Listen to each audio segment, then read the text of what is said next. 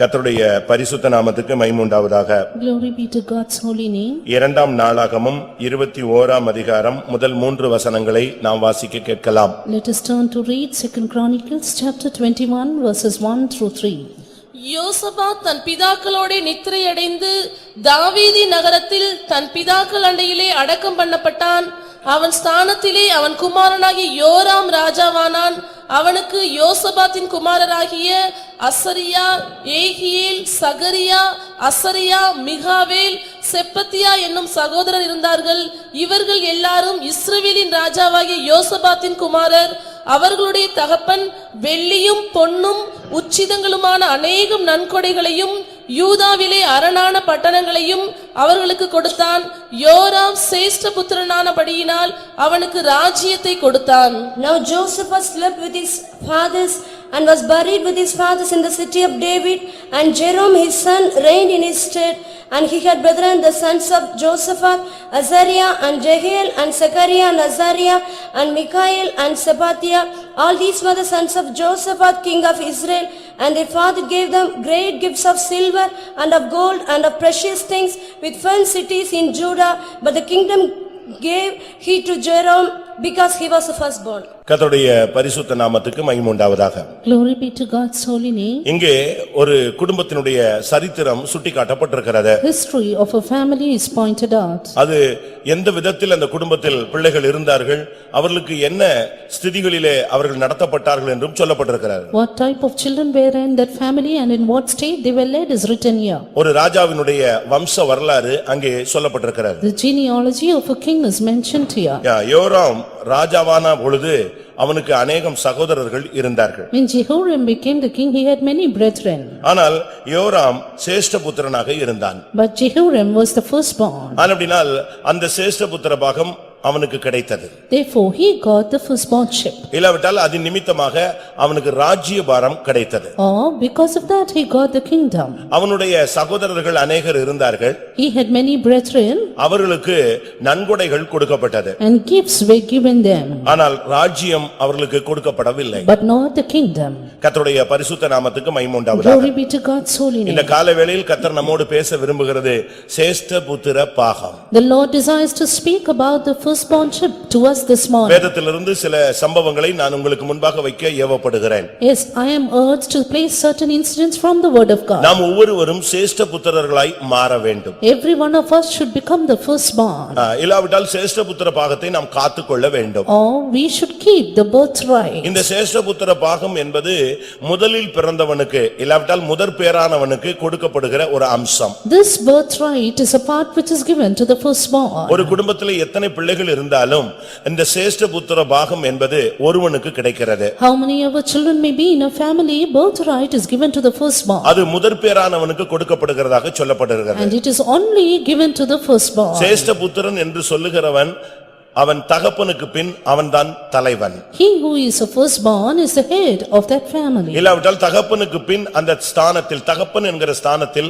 அவன்தான் நிறுத்தப்படுகிறான். Or he can be kept in the stead of his father. சேஷ்ட புத்திர பாகத்துக்கும் மற்ற பாகங்களுக்கும் வித்தியாசம் உண்டு. There are difference between birthright and other portions. சேஷ்ட புத்திர பாகம் என்கிறது அவன் மூத்தவனாக இருக்கிறபடினால் அவனுக்கு அவனுடைய சொத்துக்கள் எல்லாவற்றிலும் 2 பங்கு அவனுக்கு வேதம் அனுமதிக்கிறது. Birthright means the Bible permits him to have the double portion of all the property of his father. ஒன்று சேஷ்ட புத்திர பாகத்துக்கு உரியவனாய் ஒரு மனிதன் பிறக்க வேண்டும். Yes, a man should be born meant to this birthright. மற்றொன்று அந்த சேஷ்ட புத்திர பாகத்தை காத்துக்கொள்ளக்கூடிய ஒரு வாழ்க்கை அவன் வாழ வேண்டும். The other, he should maintain a life to keep up the birthright. நான் இதை குறித்து நான் கொஞ்சம் விரிவாக பேச விரும்புகிறேன். I want to speak in detail about this. இல்லாவிட்டால் ஆவியானவர் விரும்புகிறார். Oh, the Spirit of God desires. நீங்கள் உங்களுடைய கவனத்தை நீங்கள் சிதறவிடக் கூடாது. You too don't divert your attention. ஏனென்றால் இந்த சபை சேஷ்ட புத்திர பாகத்துக்குரிய சபை. Because this is the church of the firstborn. இந்த சபை சேஷ்ட புத்திர பாகத்தை பெற்றுக்கொள்ளக்கூடியவர்களுக்காக போதிக்கிற ஒரு சபை. A church which teaches those who should have the birthright. நாம் மற்ற சபைகளைப் போல எதையோ போதித்துவிட்டு நாம் போகிறவர்களும் அல்ல. We are not like other churches teaching something and going away. இந்த சபையை குறித்து நீங்கள் வேதத்திலே பார்க்கும் பொழுது When you see about this church in the word of God. எபிரேயருக்கு எழுதின நிருபம் 12ஆம் அதிகாரத்திலே நான் பார்க்கும் பொழுது Turning to Hebrews chapter 12 23ஆம் வசனத்திலே and verse 23. இந்த சபை முதற்பேரானவர்களின் சபை. This is the church of the firstborn. பரலோகத்தில் பேரெழுதி இருக்கிற முதற் பேரானவர்களின் சர்வ சங்கமாகிய சபையினிடத்திற்கும் To the general assembly and church of the firstborn, which were written in heaven, and to God the judge of all. பரலோகத்தில் பேரெழுதி இருக்கிற முதற் பேரானவர்களின் சர்வ சங்கமாகிய சபை. General assembly and the church of the firstborn which are written in heaven. பரலோகத்துல எவ்வளவோ பேருடைய பேர் எழுதப்பட்டிருக்கிறது உண்மை. It is true that many names are written in heaven. பரலோகத்துல பல ரெஜிஸ்டர் மெயின்டைன் பண்ணப்படுகிறது. There are registers maintained in heaven. ஒன்று ஞாபக புஸ்தகம். One, the book of remembrance. மற்றொன்று ஜீவ புஸ்தகம். The other, the book of life. மற்றொன்று ஆட்டுக்குட்டியானவருடைய ஜீவ புஸ்தகம். The other, lamb's book of life. ராஜாக்கள் பலவிதமான புஸ்தகங்களை அவர்கள் வைத்திருந்தார்கள். The kings had various books within them. அதில் ஒன்று நாளாகம புஸ்தகம். One of that is the book of Chronicles. அதாவது ஒவ்வொரு நாளும் என்ன நடந்தது தேசத்துலங்கறத அப்பப்ப அவங்க எழுதி வச்சிட்டே இருப்பாங்க. The happening, the incident that take place in the land, every day is recorded. அதுபோல பரலோகத்துல ஞாபக புஸ்தகம் ஒன்று இருக்கிறது. So was it the book of remembrance in heaven. அதில் நீ என்ன பேசுறங்கறது வரைக்கும் அது பிரிண்ட் செய்யப்படுகிறது. Even that which you speak is being printed out in the book. இதை நீங்க மல்கியாவில வாசிக்க முடியும். You can read it in Malachi. வேதம் என்ன சொல்லுகிறது? What is the word of God கர்த்தருக்கு say? பயந்தவர்கள் ஒருவரோடொருவர் பேசிக்கொள்வார்கள். And those who fear the Lord will speak to one கர்த்தர் another. கவனித்து கேட்பார். And the Lord hath thought upon them. மல்கியா 3:16 இந்த வார்த்தை இருக்கிறது. Malachi 3:16 we read அந்த about it. புத்தகத்துக்கு பெயர் ஞாபக புஸ்தகம். And that book is called book of remembrance. இன்னொரு புத்தகம் எழுதப்பட்டிருக்கிறது. Another book written. அது ஜீவ புஸ்தகம். It is the book of life. அந்த புத்தகத்துல ஞானஸ்நானம் எடுத்த எல்லாருடைய பேரும் இருக்கிறது. The names of all those who have obeyed water baptism is written there. இல்லாவிட்டால் ரட்சிக்கப்படுகிற அந்த ரட்சிக்கப்பட்ட நிலவரத்தில் உள்ளவருடைய பெயர் எழுதப்பட்டிருக்கிறது. All the saved names are being written there. வெளிப்படுத்தல் 20ஆம் அதிகாரம் 15ஆம் வசனத்துல நீங்க பார்க்கலாம். Book of Revelation 20:15 we read. ஜீவ புஸ்தகத்தில் எழுதப்பட்டவனாக காணப்படாதவன் எவனோ அவன்தான் அக்கினி கடல்ல போகிறான். Whosoever was not found written in the book of life will be cast into the lake of fire. 12ஆம் வசனத்துல நான் பார்க்கும் பொழுது Verse 12. ஜீவ புஸ்தகம் என்கிற வேறொரு புஸ்தகம் திறக்கப்பட்டது. And there was opened another book which is the book of life. அப்பொழுது புத்தகங்கள் திறக்கப்பட்டது. And books were opened. அப்ப ஒவ்வொருவருக்கும் ஒவ்வொருவரை பத்தியும் புஸ்தகம் அங்க இருக்கு. Therefore there are books recorded there in each தெளிவான one's name. சத்தியங்கள் இருக்கு. Clear evidences. அவருடைய வாழ்க்கையினுடைய அனைத்து அம்சங்களும் அங்கே எழுதப்பட்டிருக்கிறது. Every aspect of one's life is recorded. கர்த்தருடைய பரிசுத்த நாமத்துக்கு மகிமை உண்டாவதாக. Glory be to God's holy name. ஆனபடியால் இந்த சபை என்பது ஒரு சாதாரண சபை என்று நீங்கள் எடுத்துக்கொள்ள கூடாது. Therefore don't consider this church to be an ordinary one. ஏதோ கல்யாணத்துக்கு வந்த சபை நீங்க நினைச்சிர கூடாது. Just a church for one to be wedded. இல்ல செத்த அடக்கம் பண்றதுக்கு நம்ம சந்தா கட்டுற சபைன்னு நினைச்சிர கூடாது. Just a subscription church for us to get buried.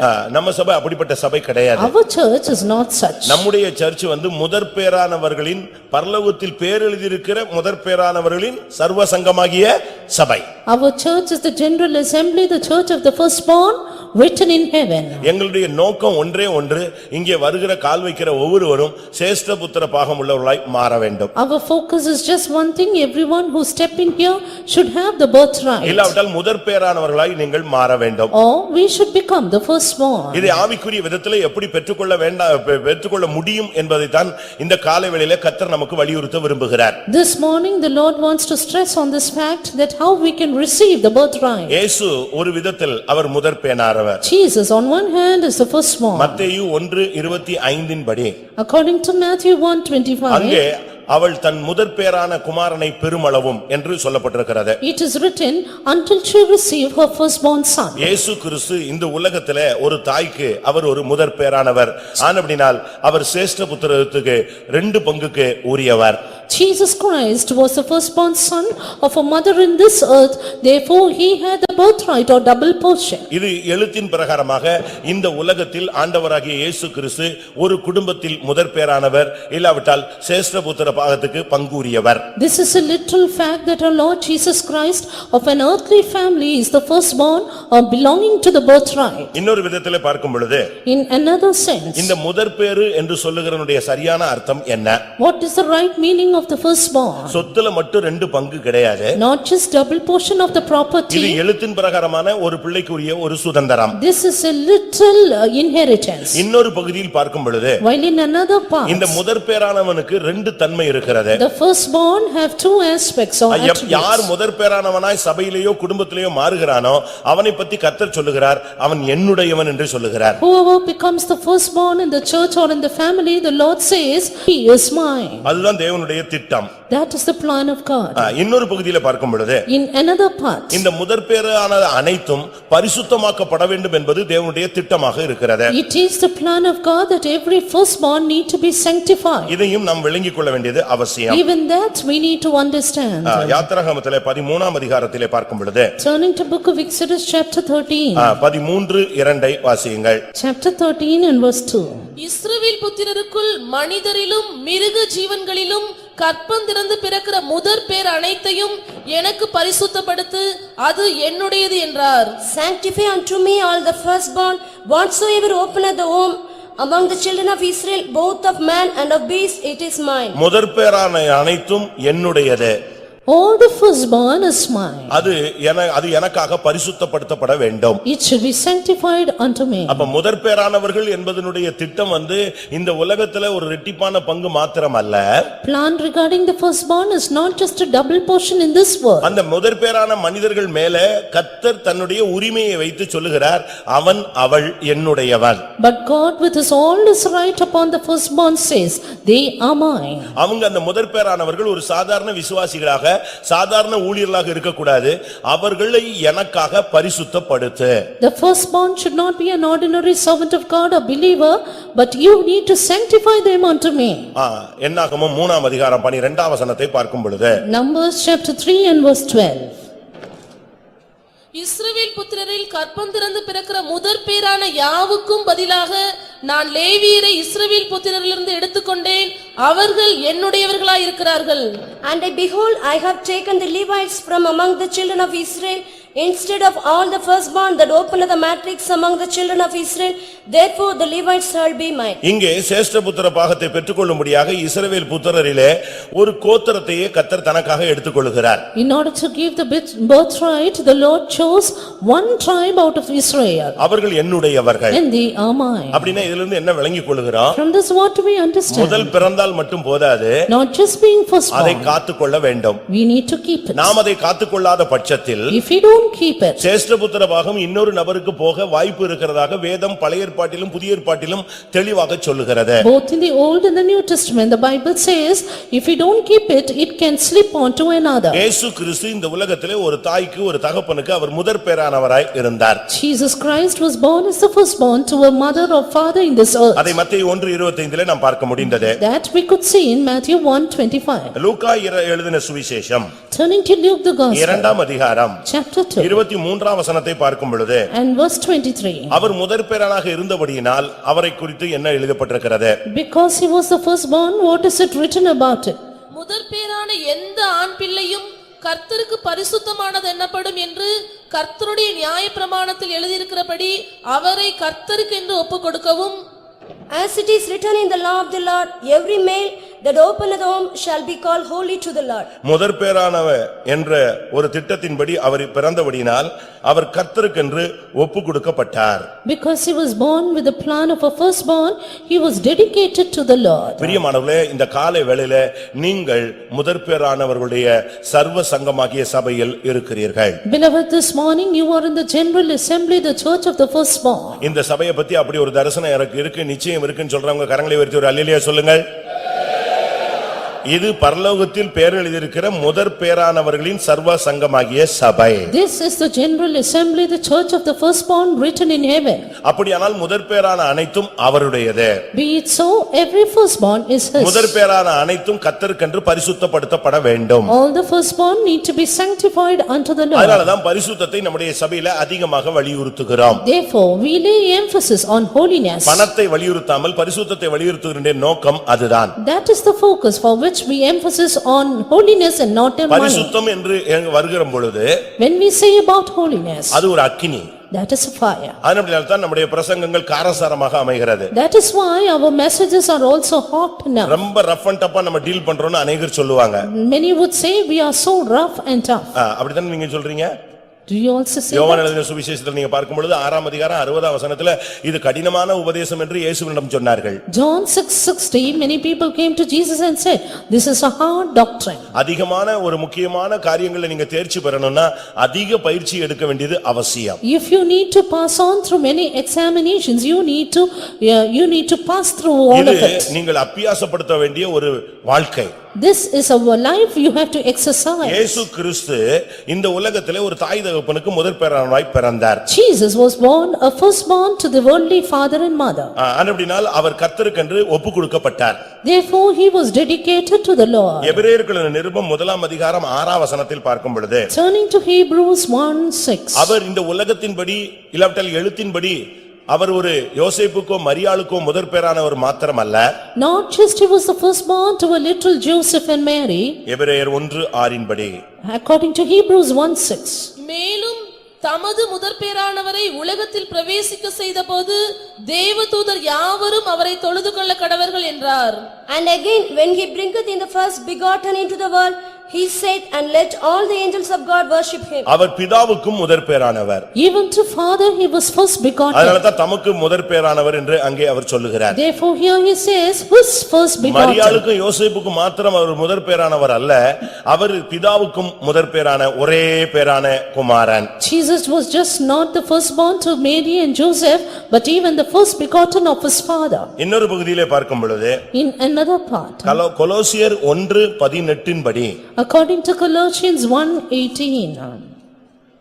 கொலோசியர் 1:18 அவரே சபையாகிய சரீரத்திற்கு தலையானவர், எல்லாவற்றிலும் முதல்வராய் இருக்கும்படி அவரே ஆதியும் மரித்தோரிலிருந்து எழுந்த முதற்பேருமானவர். And he is the head of the body, the church, who is the beginning, the firstborn from the dead, that in all things he might have the preeminence. மரித்தோரிலிருந்து எழும்பின முதற் பேரானவர். The firstborn from the dead. மரியாளுக்கு அவர் முதற் பேரானவர் மாத்திரமல்ல, Not just the firstborn of Mary. பிதாவாகிய தேவனுக்கு அவர் முதற் பேரானவர் மாத்திரமல்ல, Not just the first begotten of father. வேதம் சொல்லுகிறது மரித்தோரிலிருந்து எழுந்த முதற் பேரானவர். Word of God says he is the firstborn from the dead. மரித்தோரிலிருந்து எழுந்ததுல அவர்தான் சேஷ்ட புத்திரன். He is the firstborn among those who are resurrected. பிதாவுக்கு அவர்தான் சேஷ்ட புத்திரன். He is the first begotten of the father. யோசேப்புக்கும் மரியாளுக்கும் அவர்தான் சேஷ்ட And Puthiran. he was the firstborn for Joseph and Mary. வெளிப்படுத்தல் 1ஆம் அதிகாரம் 5ஆம் வசனத்தை பார்க்கும் பொழுது Book of Revelation chapter 1 and verse 5. அங்கே அவரை குறித்து என்ன சொல்லப்பட்டிருக்கிறது? What is it said about him? உண்மையுள்ள சாட்சியும்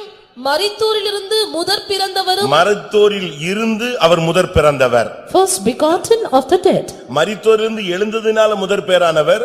அடுத்து மரித்தோரில் இருந்து அவர் முதற் பிறந்தவர். First begotten from the dead, now first begotten of the dead. இப்படி சொல்லிட்டே போலாம். இயேசுவின் எவ்வளவு பெரிய அவர் ஒரு சேஷ்ட புத்திரர். Likewise you can list out how he is the firstborn. கர்த்தருடைய பரிசுத்த நாமத்துக்கு மகிமை உண்டாவதாக. Glory be to God's holy name. உபாகமம் 21ஆம் அதிகாரத்தை பார்க்கும் பொழுது Turning to Deuteronomy chapter 21. அங்கே அந்த சேஷ்ட புத்திரனுக்கு 2 பங்கு உண்டு என்று சொல்லப்பட்டிருக்கிறது. Here the double portion given to the firstborn is written. உபாகமம் 21:17.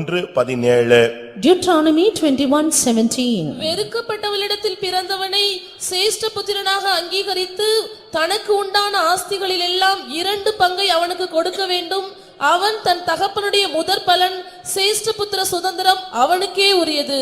But he shall acknowledge the son of the hated for the firstborn by giving him a double portion of all that he had, for he is the beginning of his strength, the right of the firstborn is his. இதிலிருந்து என்ன விளங்கிக் கொள்ளுகிறோம்? From this word do we அவன் understand? முதல்ல பிறந்துட்டானா யாரா இருந்தாலும் அவனுக்கு 2 பங்கு கொடுக்கணும். Whoever it may be, if he is the firstborn, he ought to be given the double portion. இதிலிருந்து என்ன விளங்கிக் கொள்ள முடியும்? From this what can we understand? ஒரு தேவனுடைய பிள்ளை முதற் பேரானாய் மாறினால் அவனுக்கு பரலோகத்துல இரட்டிப்பான சுதந்திரம் காத்திருக்கிறது. If a child of God becomes the firstborn, then double portion is waiting for him in heaven. நாம் ஒரு சாதாரண சுதந்திரத்தை பெற்றுக்கொள்ளும்படியாக வந்தவர்கள் அல்ல. We are not come here to receive an ordinary inheritance. நாம் இரட்டிப்பான பங்கை பெற்றுக்கொள்ளும்படியாக அழைக்கப்பட்டவர்கள். We are called are we to receive the double portion. இந்த இரட்டிப்பான போர்ஷன் தான் 2 பங்கு தான் சீயோன் எருசலேம். It is this double portion which is Zion and இதை Jerusalem. பெற்றுக்கொள்ளும்படியாகத்தான் நாம் ஆசையாக தொடருகிறோம். It is to receive this we follow ardently. கர்த்தருடைய பரிசுத்த நாமத்துக்கு மகிமை உண்டாவதாக. Glory be to God's holy name. நான் சில வசனங்களை உங்களுக்கு முன்பாக வைக்கிறேன். Let me quote a few verses. ஒன்று,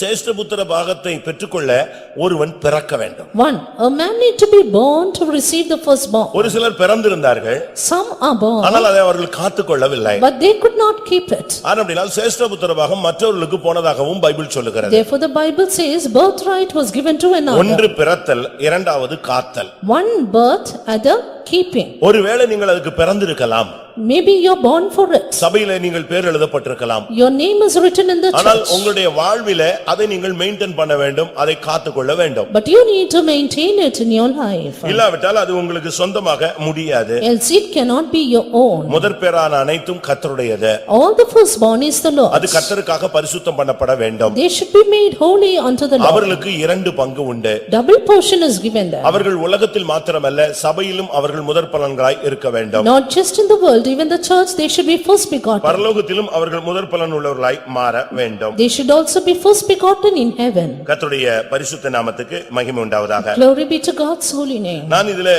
ஒரு 7 காரியங்களை இல்லாவிட்டால் 5 காரியங்களை சமயத்துக்கு ஏற்ற முன்பாக உங்களுக்கு முன்பாக வைக்கிறேன். According to time, let me point out 7 things about it. முதலாவது ரூபனை குறித்து நாம் பார்க்கலாம். Firstly, about Reuben. ஆதியாகமம் 49ஆம் அதிகாரத்தை நாம் பார்க்கும் பொழுது, Turning to Genesis chapter 49, அங்கே என்ன சொல்லப்பட்டிருக்கிறது? what is it being said? ஆதியாகமம் 49:3. Genesis 49:3. ரூபனே, நீ என் சேஷ்ட புத்திரன், நீ என் சத்துவமும் என் முதற் பெலனுமானவன். Reuben, thou art my firstborn, my might and the beginning of my strength, the excellency of dignity and the excellency of power. இங்கே ரூபனை குறித்து அழகாக தகப்பன் சொல்லுகிறான். The father says beautiful things about நீ Reuben. என் சேஷ்ட புத்திரன், You are my நீ firstborn. என் சத்துவத்தின் பலன், You are my might, நீ மேன்மையில் பிரதானமானவன். the beginning of my strength. இது அவன் சொல்லுகிற உண்மையான ஒரு வார்த்தை. Yes, this is a true word. ரூபனை குறித்தும் தேவனும் அப்படித்தான் வைத்திருந்தார். Even the Lord has kept Reuben that way. ஆனால் நீங்கள் பிற்கால வசனங்களிலே நீங்கள் படித்து பார்த்தால், But in the verses following you can read, அவனுக்கு அந்த சேஷ்டபுத்திர பாகம் நிலைத்திருந்ததாக நாம் அறிந்து கொள்ள முடியவில்லை. we cannot see that his birthright was existing in him. ஒரு ஆசீர்வதிக்கப்பட்ட ஒரு குடும்பத்தினுடைய முதல் பிள்ளை, The firstborn of a blessed family. கர்த்தர் அவனை தன்னுடைய ஒரு சத்துவத்தின் பலனை போல அவனை வைத்திருந்தார். The Lord had kept him as the beginning of his strength. அவனுடைய வாழ்வை பற்றி நமக்கு ஓரளவு தெரியும். We know quite about his life. ஆனால் முடிவு எப்படி இருந்தது? But what was his end? அவனுக்கு சந்ததி இருந்தது. He had the generation. அந்த சந்ததிகள் இன்றைக்கும் இஸ்ரவேல் தேசத்திலே இருக்கிறார்கள். The generation is even today in Israel. ஆனாலும் சேஷ்டபுத்திர பாகம் அவனுக்கு நிலைத்திருக்கவில்லை. But the birthright could not be found in him. நீங்கள் வேதத்தை சரியாக விதத்தில் ஆராய்ந்து பார்த்தால், Yes, if you would examine the word of God, பிறந்ததினால் மாத்திரமல்ல, not just because of birth, வாழ்வு சரியில்லாவிட்டால் அது நிலைத்திருக்காது என்பதையும் நாம் விளங்கிக் கொள்ள வேண்டும். and even if our life is not right, birthright cannot continue.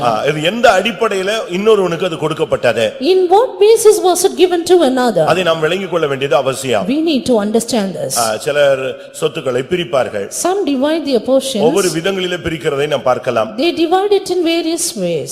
தங்களுக்கு பிரியமான பிள்ளைகளுக்கு பிரிப்பார்கள். And portion to their dearly beloved. ஒரு சிலர் தங்களுடைய கவனிக்காத பிள்ளைகளை விட்டு விடுவார்கள். And some will leave for their children. இப்படி பலரும் பல விதங்களிலே பிரிக்கிறதை நாம் பார்க்கலாம். Likewise, everyone according to their wish. அதுக்கு ஒவ்வொரு குடும்பங்களிலும் ஒவ்வொரு காரணங்கள் உண்டு. And there are reasons in every family that. இங்கே நாம் பார்க்கும் பொழுது, Here we say. வாழ்க்கையின் தனிப்பட்ட சுபாவத்தின் அடிப்படையில் இந்த சேஷ்டபுத்திர பாகம் அவனை விட்டு விலகி போய்விட்டது. This birthright was off from him because of his personal character lackness. ஆதியாகமம் 49ஆம் அதிகாரம் 4ஆம் வசனத்தை பார்க்கும் பொழுது, Genesis 49:4. அந்த சேஷ்டபுத்திர பாகத்துக்காக பிறந்த அந்த மனுஷன் தண்ணீரை போல தளம்பினான். That man born for birthright now was unstable as water. ஆனபடியால் வேதம் என்ன சொல்லுகிறது? Therefore the word of God நீ says, மேன்மை அடைய மாட்டாய். thou shall not excel. இந்த மார்க்கத்துல வந்துட்ட பின்பு உனக்குள்ள ஒரு தழும்புதல் வரக்கூடாது. After coming into this religion, you should not be unstable. சரியா பச்சையாக சொல்ல போனால் ஜீவியத்துல தடுமாற்றங்கள் வரக்கூடாது. In a raw way, you should not stumble in your life. மனுஷன் முகத்தை பார்ப்பான், Man looketh at the countenance. தேவன் இருதயத்தின் ஆழங்களை சோதித்து ஆராய்ந்து அறிகிறவர். But God is the one who trieth the reins of one's பழைய heart. ஏற்பாட்டிலே கிரியைகளுக்கு தண்டனை இருந்தது. In the Old Testament, judgment was according to the புதிய work. ஏற்பாட்டிலே சிந்தனைகளுக்கு ஜட்ஜ்மென்ட் இருக்கிறது. But in the New Testament, judgment is for the thoughts also. அவன் தன்னுடைய தகப்பனுடைய மஞ்சத்தை தீட்டிப்படுத்தினான். He defiled the bed of his father, அது அவனுடைய புத்தியினுடைய தோல்வி. which was a foolishness of his life. அவனுடைய அறிவு மழுங்கி போனது. And his wisdom, it went அவனுடைய away. இச்சைகளுக்கு கட்டுப்பாடு இல்லாமல் போனது. And he had no control of his எந்த lust. சூழ்நிலையிலும் ஒரு மனிதன் தன்னுடைய ஜீவியத்தை கட்டுப்படுத்திக் கொள்ள வேண்டும். A man should control his life in all situations. உன்னால் உன்னை கட்டுப்படுத்த இயலாது. You cannot control it naturally. ஆனபடியால் தான் அபிஷேகம் என்கிற ஒரு கடிவாளத்தை கர்த்தர் உனக்கு தருகிறார். Therefore the Lord gives you the bridle of anointing. பழைய காலத்து வண்டிகள் எல்லாம் நீங்க பாத்தீங்கன்னா பிரேக் அடிச்சா ஒரு 100 அடி போய் தான் நிக்கும். In the Old Testament, in the earlier days, the vehicle would be 100 yards even after the brake. ஆனா இப்போ அப்படிலாம் இல்ல. But now it's not. அடிச்சா அதே இடத்துல நிக்கிற மாதிரிலாம் பிரேக் செட்டிங்லாம் வந்துருச்சு. The brake setting is so that soon when you put it on, it slips. அதுபோல உன்னுடைய வாழ்க்கையில நல்ல ஒரு அபிஷேகம் இருக்குமானால் அதுதான் உனக்கு ஒரு கடிவாளம். It is in a way, if you have a good anointing, that is a bridle. அந்த அபிஷேகம் உன்னை கடிவாளமா இருந்து செயல்படுத்தாலனா நீ அபிஷேகம் பெற்றதை நீ வீணாக்கிட்டேன்னு அர்த்தம். If the anointing doesn't bridle you, it means you have put your anointing in vain. சரியான அபிஷேகம் இருந்தா உன்னை ஒரு இன்ச் கூட அங்கிட்டு இங்கிட்டு திரும்ப விட மாட்டார். அப்பப்ப இழுத்துக்கிட்டே இருக்கும். A good anointing will not allow you to turn even an inch away. அது என்ன கடிவாளம்? What is that இந்த bridle? கடிவாளம்னா குதிரைக்கு போட்டுருப்பாங்க. The bridle is given to the horses. மாடுகளுக்கு எல்லாம் மூக்கணாங்கயிறுன்னு ஒன்னு போட்டு வச்சிருப்பான். And even for the ox, it is given in a different way. மூக்குல குத்தி வச்சிருப்பான். That is in his nose. இந்த கயிறை இழுக்கும்போது When they drag this rope, அந்த மூக்குல போய் அந்த கயிறு அறுக்குற மாதிரி இழுக்கும். that will be like to break the nose. என்ன வேகத்துல இருந்தாலும் அந்த மாடுக்கு அது பிறகு அந்த வழியில அப்படியே நின்றும். However speed the ox goes, suddenly it stops. அதே போல மாட்டுக்கு வாய்க்குள்ள போட்டுருப்பான். So is it even for the ox, it is in the mouth. ஒரு குண்டு மாதிரி வாய்க்குள்ள போட்டு கட்டி வச்சிருப்பாங்க. In the mouth for the horses, and they bride it up. அத போட்டு இழுத்துட்டா குதிரைக்கு அத போட்டுருப்பாங்க. And it is for the horses. அந்த குதிரைக்கு அத போட்டுட்டு இழுத்துட்டான்னா அந்த குதிரை என்ன ஸ்பீட்ல போனாலும் இழுத்துட்டா போதும். அப்படியே அதுக்கு பிறகு அந்த வழியில அது எங்கேயும் போகாது. அப்படி முன்னங்கால வேணா ரெண்டு காலையும் தூக்கிட்டு நிக்குமே தவிர அடுத்த ஸ்டெப்புக்கு போக முடியாது. Now when they pull the rope, suddenly it will stop with its four limbs up. உண்மைதானே? Is it not true? உங்களுக்கு அந்த கடிவாளம் இருக்கா? Do you have the bridle? உங்களுடைய ஆவிக்குரிய வாழ்க்கையில அந்த கடிவாளம் இருக்கா? Is that bridle in your spiritual life? நீ லைட்டா லெஃப்ட் எடுத்தா இழுக்கணும். If you turn to the right, it should be there. ரைட்ல எடுத்தா இழுக்கணும். A little right, it should be there. தேவனுடைய கோட்டை தாண்டினா உன்னை இழுக்கணும். If you cross God's line, you should be there. நீ வாய் கட்டப்படாத ஒரு கழுதை அல்ல. You are not an ass which is not bound in its கடிவாளம் mouth. இல்லாத ஒரு குதிரையும் அல்ல. You are not a horse without a bridle. வாய் கட்டப்படாத ஒரு கழுதையை புத்தி இல்லாத மனுஷனோடு ஒப்பிட்டு சொல்லப்பட்டிருக்கிறது. Ass whose mouth is not tied is compared to a foolish man. உனக்கு ஒரு கடிவாளம் இருக்கணும்.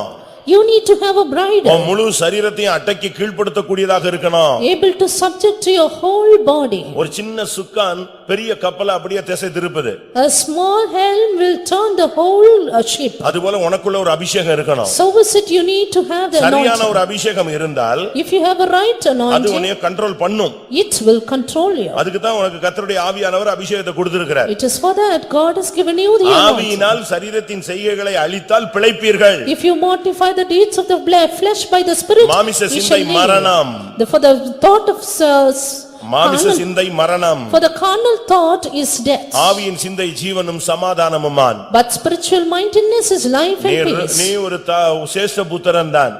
You are a birth son. ஆனா அதுக்காக நீ தகப்பனுடைய மஞ்சத்தை துணிஞ்சு தீட்டுப்படுத்த கூடாது. But for that you should not presumptuously defile the father's நீ bed. ஒரு விசுவாசிதான். You are a நீ believer, ஒரு பழைய விசுவாசிதான். an old believer. சபைக்காக நீ பிரயாசப்பட்ட குடும்பத்தை சேர்ந்தவன் தான். You belong to a family who labored for the church. அதுக்காக சத்தியத்துக்கு மாறாக நீ நடக்க கூடாது. But for that don't walk contrary to the truth. சபைக்கு விரோதமா நடக்க கூடாது. Don't walk contrary to the church. வசனத்துக்கு மாறாக நடக்க கூடாது. Don't walk contrary to the என்ன word. நடந்தது? What happened? இவன் தகப்பனுடைய மஞ்சத்தை தீட்டுப்படுத்தினபடினால் சேஷ்ட புத்திரவாக அவனை விட்டு போய்விட்டது. Because he defiled the father's bed, his birthright was taken away. சரி, அதுக்கு பிறகு அது யாருக்கு தான் போகுது? After that, to whom was it given? அடுத்த பிள்ளைக்கு போயிருதா? Was it to the next child? லேவிக்கு போயிருச்சா? Was it given to Levi? இல்ல நப்தலிக்கு போயிருச்சா? Or to Naphtali? இல்ல செபுலோனுக்கு போயிருச்சா? Or to Zebulun? இல்ல சிமியோனுக்கு போயிருச்சா? Or to Simeon? இல்ல தானுக்கு போயிருச்சா? Or to Dan? இல்ல ஆசேருக்கு போயிருச்சா? Or to Asher? இல்ல இசக்காருக்கு போயிடுச்சா? or to Issachar? அது யாருக்கு தான் போனது? But to whom was it given? எந்த அடிப்படையிலே வேதம் இந்த சேஷ்ட புத்திரபாகத்தை எடுத்ததோ எந்த அடிப்படையில் இன்னொருவருக்கு அது கொடுக்கிறது? And in what basis was the birthright taken away, and on what basis was it given to another? 1 நாளாகமம் 5ஆம் அதிகாரத்தை பார்க்கும் பொழுது First Chronicles chapter 5. அது யாருக்கு போயிருச்சுங்கிறது தெளிவா இருக்கு. It is very clear to whom it 1 went. நாளாகமம் 5ஆம் அதிகாரம் First Chronicles 5 5 1 2 verses 1 and 2. Ruban இஸ்ரவேலுக்கு பிறந்த சேஷ்ட புத்திரன். திரும்ப வாசிங்க. ரூபன் இஸ்ரவேலுக்கு முதற் பிறந்த சேஷ்ட புத்திரன். ஆனாலும் அவன் தன் தகப்பனுடைய மஞ்சத்தை தீட்டுப்படுத்தினபடியினால் கோத்திரத்து அட்டவணையிலே அவன் முதற் பிறந்தவனாக எண்ணப்படாமல் அவனுடைய சேஷ்ட புத்திர சுதந்திரம் இஸ்ரவேலின் குமாரனாகிய யோசேப்பின் குமாரருக்கு கொடுக்கப்பட்டது. யூதா தன் சகோதரர்களை பலத்ததினால் ராஜாதிபத்தியம் அவன் சந்ததியில் உண்டானது. ஆகிலும் சேஷ்ட புத்திர சுதந்திரம் யோசேப்புடையதாயிற்று. கர்த்தருடைய பரிசுத்த நாமத்துக்கு மகிமை உண்டாவதாக. Glory be to God's holy name. Ruban இஸ்ரவேலுக்கு முதற் பிறந்தவன் சேஷ்ட புத்திரன். Reuben was the firstborn of Israel. ஆனால் அவன் கோத்திரத்து அட்டவணையிலே வரவில்லை. But he could not come in the genealogy. எப்படி இருக்கும் நீங்க பாருங்களேன். Just look at it. வீட்ல உள்ளவங்க பேரெல்லாம் எழுதி போடுறாங்க. இன்னைக்கு ஒரு சிலர்லாம் இந்த கல்யாண கார்டுல போடுவாங்க. The names of all the family members are written as in the marriage invitation today.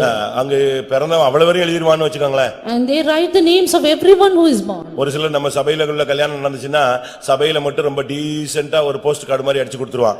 அங்க பாத்தீங்கன்னா ஒரு புத்தகமே சொந்தக்காரனுக்கு அடிச்சு கொடுத்திருப்பான். Some people who conduct their weddings in the churches, they will have a decent cards for the people in the church, while for their family members even a booklet. அங்க அக்கா மாப்பிள்ளை அண்ணன் சொந்தம் தாய் வழி சொந்தம் தகப்பன் வழி சொந்தம் எல்லாம் போடலன்னா அவன் வரமாட்டான்.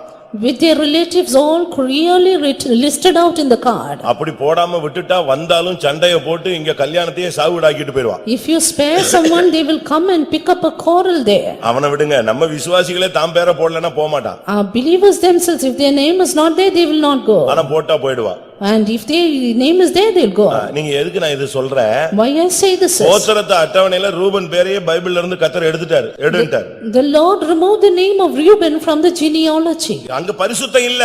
Because there is no holiness. பரிசுத்தம் இல்லாமல் ஒருவனும் தேவனை தரிசிப்பதில்லையே. And holiness without which no man shall see the Lord. இருதயத்தில் சுத்தம் உள்ளவர்கள் பாக்கியவான்கள், அவர்கள் தேவனை தரிசிப்பார்கள். Blessed are the pure in heart, for they shall see God. ரூபனுடைய இருதயம் கெட்டு போனது மாத்திரமல்ல, Not only Reuben's heart was அவனுடைய spoiled, மனது கெடுக்கப்பட்டது மாத்திரமல்ல, not only his mind was spoiled, அவனுடைய சரீரமும் கெட்டு போனது, even his body was அவனுடைய corrupted, வாழ்க்கையும் கெட்டு போனது, his life too, சேஷ்ட புத்திரபாகமும் கெட்டு போய்விட்டது. even birthright. இப்பொழுது அது யோசேப்பின் சந்ததிக்கு போய்விட்டது. Now it went to the generation of சேஷ்ட Joseph. புத்திர சுதந்திரம் யோசேப்புடையதாயிற்று. Birthright was Joseph's, அது யோசேப்பின் குமாரருக்கு போய் சேர்ந்து விட்டது. went to the sons of Joseph. எந்த அடிப்படையில் தேவன் இதை கொடுத்தார்? On what basis did the Lord give தேவன் it? கையில உள்ள ஸ்கேல் எந்த அடிப்படையில் இருக்கிறது? What measuring scale did the Lord have? தேவனுடைய கையில உள்ள கோல் பரிசுத்தம். The rod was the rod of holiness. அதுதான் தேவனுடைய கையில உள்ள கோல். That was the measuring rod. அந்த ரேஷியோல தான் என்னையும் கணக்கு போடுவாரு. It is with that ratio the Lord will count அங்க us. நடந்த அதுதான் முக்கியமான சம்பவம். That is the important incident there. ஒரு நாள் ஜீவியத்திலே இச்சைக்காக தன்னுடைய வாழ்வை கெடுத்துக் கொண்ட அந்த மனுஷன் தன்னுடைய சந்ததிக்கே அவன் சேஷ்ட புத்திரபாகத்தை இழக்க காரணமானான். That man who spoiled his life for one day's lust was the cause of the birthright to depart from the generation. ஆனால் ஒரு நாள் தன்னுடைய ஜீவியத்திலே பரிசுத்தத்தை காத்துக்கொண்டபடியினால், But that man who kept holiness that one day, போத்திபாருடைய மனைவி அவனுடைய கையை பிடித்து இழுத்த பொழுது, when Potiphar's wife want to drag his பாவத்துக்கு hand, விலகி ஓடினதான அந்த யோசேப்புக்கு அந்த இழந்து போனதான சேஷ்ட புத்திரபாகத்தை தேவன் அவனுக்கும் அவன் சந்ததிக்கும் கொடுத்தார். to that Joseph who fled away from sin, the Lord gave the birthright to him and his generation. தேவனுடைய கையில உள்ளதான அந்த ஸ்கேல் பரிசுத்தம், அதன்படிதான் சேஷ்ட புத்திரபாகம் நிலைத்திருக்கும், இல்லாவிட்டால் நீக்கப்படும். The measuring rod in the hand of God was holiness, and it is on that basis the birthright will stand. 1 நாளாகமம் 5:1-2 வசனங்கள் காரணத்தை தெளிவாக சுட்டிக்காட்டுகிறது. First Chronicles 5:1-2 clearly points out the matter. யோசேப்பு பாவத்துக்கு விலகி ஓடின மனிதன், Joseph fled from sin. தேவனுக்கு பயந்த மனிதன்.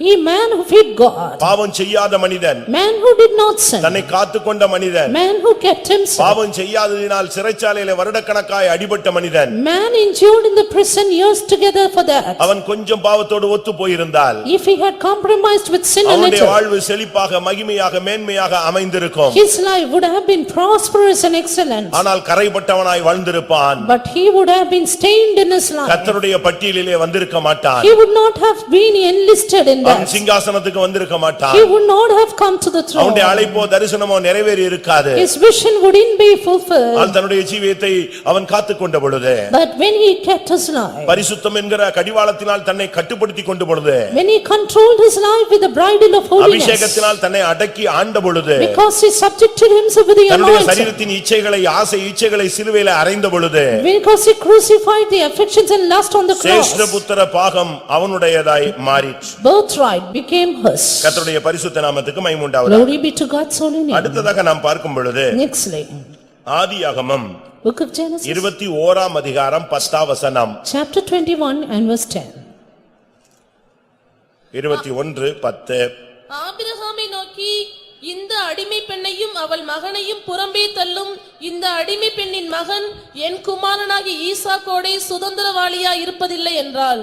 Wherefore she said unto Abraham, Cast out this bondwoman and his son, for the son of this bondwoman shall not be heir with my son, even with Isaac. இங்கே இஸ்மவேலை வேண்டாம் சுதந்திரவாளியாக இருப்பதில்லை என்று தள்ள ஒரு பெண் சொல்லுகிறாள். A woman here said that Ishmael should be cast out not to be an heir. ஆபிரகாமுடைய சேஷ்டபுத்திரன் யாரு? But who was the firstborn of Abraham? ஆபிரகாமுடைய சேஷ்டபுத்திரன் யாரு? Firstborn of Abraham? Ishmael. Ishmael, ஈசாக்கு அல்ல. not Isaac. அதுக்கு தான் முதல்ல ஒரு வசனம் வாசிக்க சொன்னேன். That is why I asked you to read a verse. உபாகமம் 21:17 மறுபடியும் வாசிக்க கேட்கலாம். Deuteronomy 21:17. வெறுக்கப்பட்டவளிடத்தில் பிறந்தவனை சேஷ்ட புத்திரனாக அங்கீகரித்து, எப்படி? வெறுக்கப்பட்டவளிடத்தில் அவன் பிறந்திருந்தாலும் அவன் முதல்ல பிறந்தான்னா அவனை சேஷ்டபுத்திரனாக அங்கீகரிக்க வேண்டும். Though he be the son of the hated, he should be acknowledged as the firstborn. அவனுக்கு 2 பங்கு கொடுக்க வேண்டும். He should be given the double portion. அவன் தான் சேஷ்டபுத்திரன். He is the firstborn. அப்ப வெறுக்கப்பட்ட அந்த ஆகார் என்ற அடிமை பெண்ணிடத்திலே பிறந்த இஸ்மவேல் அவன் சேஷ்டபுத்திரன்.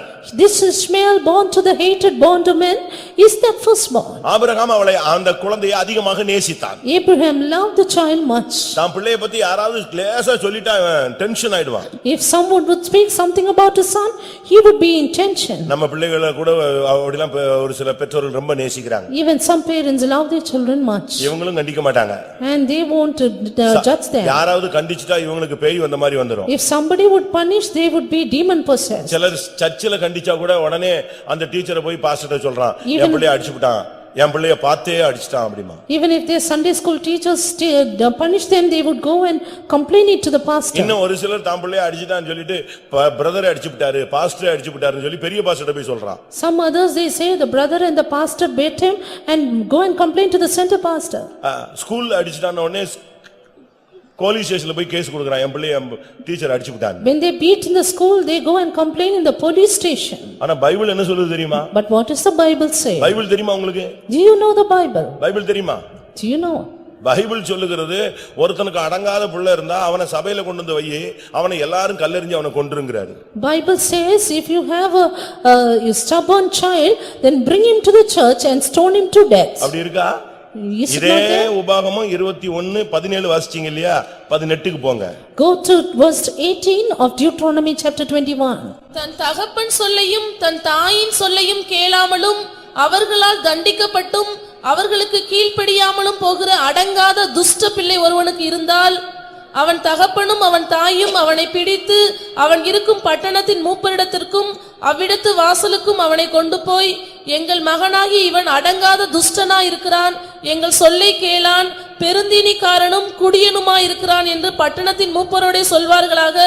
அப்பொழுது அவன் சாகும்படி அந்த பட்டணத்து மனிதர் எல்லாரும் அவன் மேல் கல்லறிய கடவர்கள். யாராவது ஒரு விசுவாசி இப்படி செய்வீங்களா? Will any of you the believer do this? செய்வோமா? Will we? பைபிள் நீங்க போதிச்சா ரொம்ப டஃப்பா போதிக்கிறோங்கறாங்களே, பைபிள்ல இருக்குறதானே சொல்றோம். We only teach that which is in the Bible. தன் இஷ்டத்தின்படி விழப்பட்ட எந்த பையனோ பிள்ளையோ தன் பெற்றோருக்கு கேவலத்தை உண்டு பண்ணுவான், லட்சையை உண்டு பண்ணுவான்னு பைபிள் சொல்லுது. Any son or daughter left according to his own wish will only create shame to his parents, says the Bible. ஒரு சிலர் சொல்றாங்க அது வளர்ந்த பிறகுதான் அவனுக்கு அந்த புத்திலாம் வரும், அது வரைக்கும் நம்ம இஷ்டத்துக்கு நம்ம நல்லா வளர்க்கணும். எப்படி வளர்க்கற? நீ ஒழுங்கா இப்பமே தமிழ்ல சொல்லுவான், முருங்கை என்ன செய்யணும்? முறிச்சு வளர்க்கணும். The tree should be broken up then and there and then grow.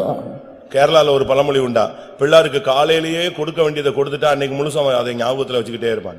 And if you give that which they ought to be given in the morning, the whole day they will have it in mind. நமக்கு இன்னைக்கு பிள்ளைகளை கண்டிக்க அநேகருக்கு சக்தி இல்ல. But today we do not have the power to chastise our children. எந்த ஒரே பிள்ளையா இருந்தாலும் சரி, 9 பிள்ளையா இருந்தாலும் சரி, நீங்க எல்லாரையுமே கண்டிச்சு தான் வளர்க்கணும். Be it your only child or 9 children, you have to chastise them. நல்ல அதாவது பாசம் இருக்கணும். You should have been affectionate. அந்த பாசத்தை கட்டுக்கடங்காத இஷ்டத்துக்கு வளர்க்கறதுல காட்டக்கூடாது. It's not to grow them up in their own wish. அந்த பாசத்தை நீங்க அந்த பிள்ளை பாதிக்கப்படும் பொழுது நீங்க காட்டணும். But use your affection when they are affected. ஆனா கண்டிப்பு எப்பொழுதுமே இருக்கணும். But your correction should be always there. தகப்பன் சிட்சியாத புத்திரன் உண்டோ? Is there a son whom the father does not அப்படி அவன் chastise? சிட்சிக்கா விட்டால் If he does not chastise, சொல்லுங்க. ஓம் பிள்ளை இல்ல, அவன் யார் பிள்ளை? வேசியின் பிள்ளைன்னு சொல்லிருக்கு. அடுத்தவன் பிள்ளை எப்படி நம்ம போய் சிட்சிக்க முடியும்?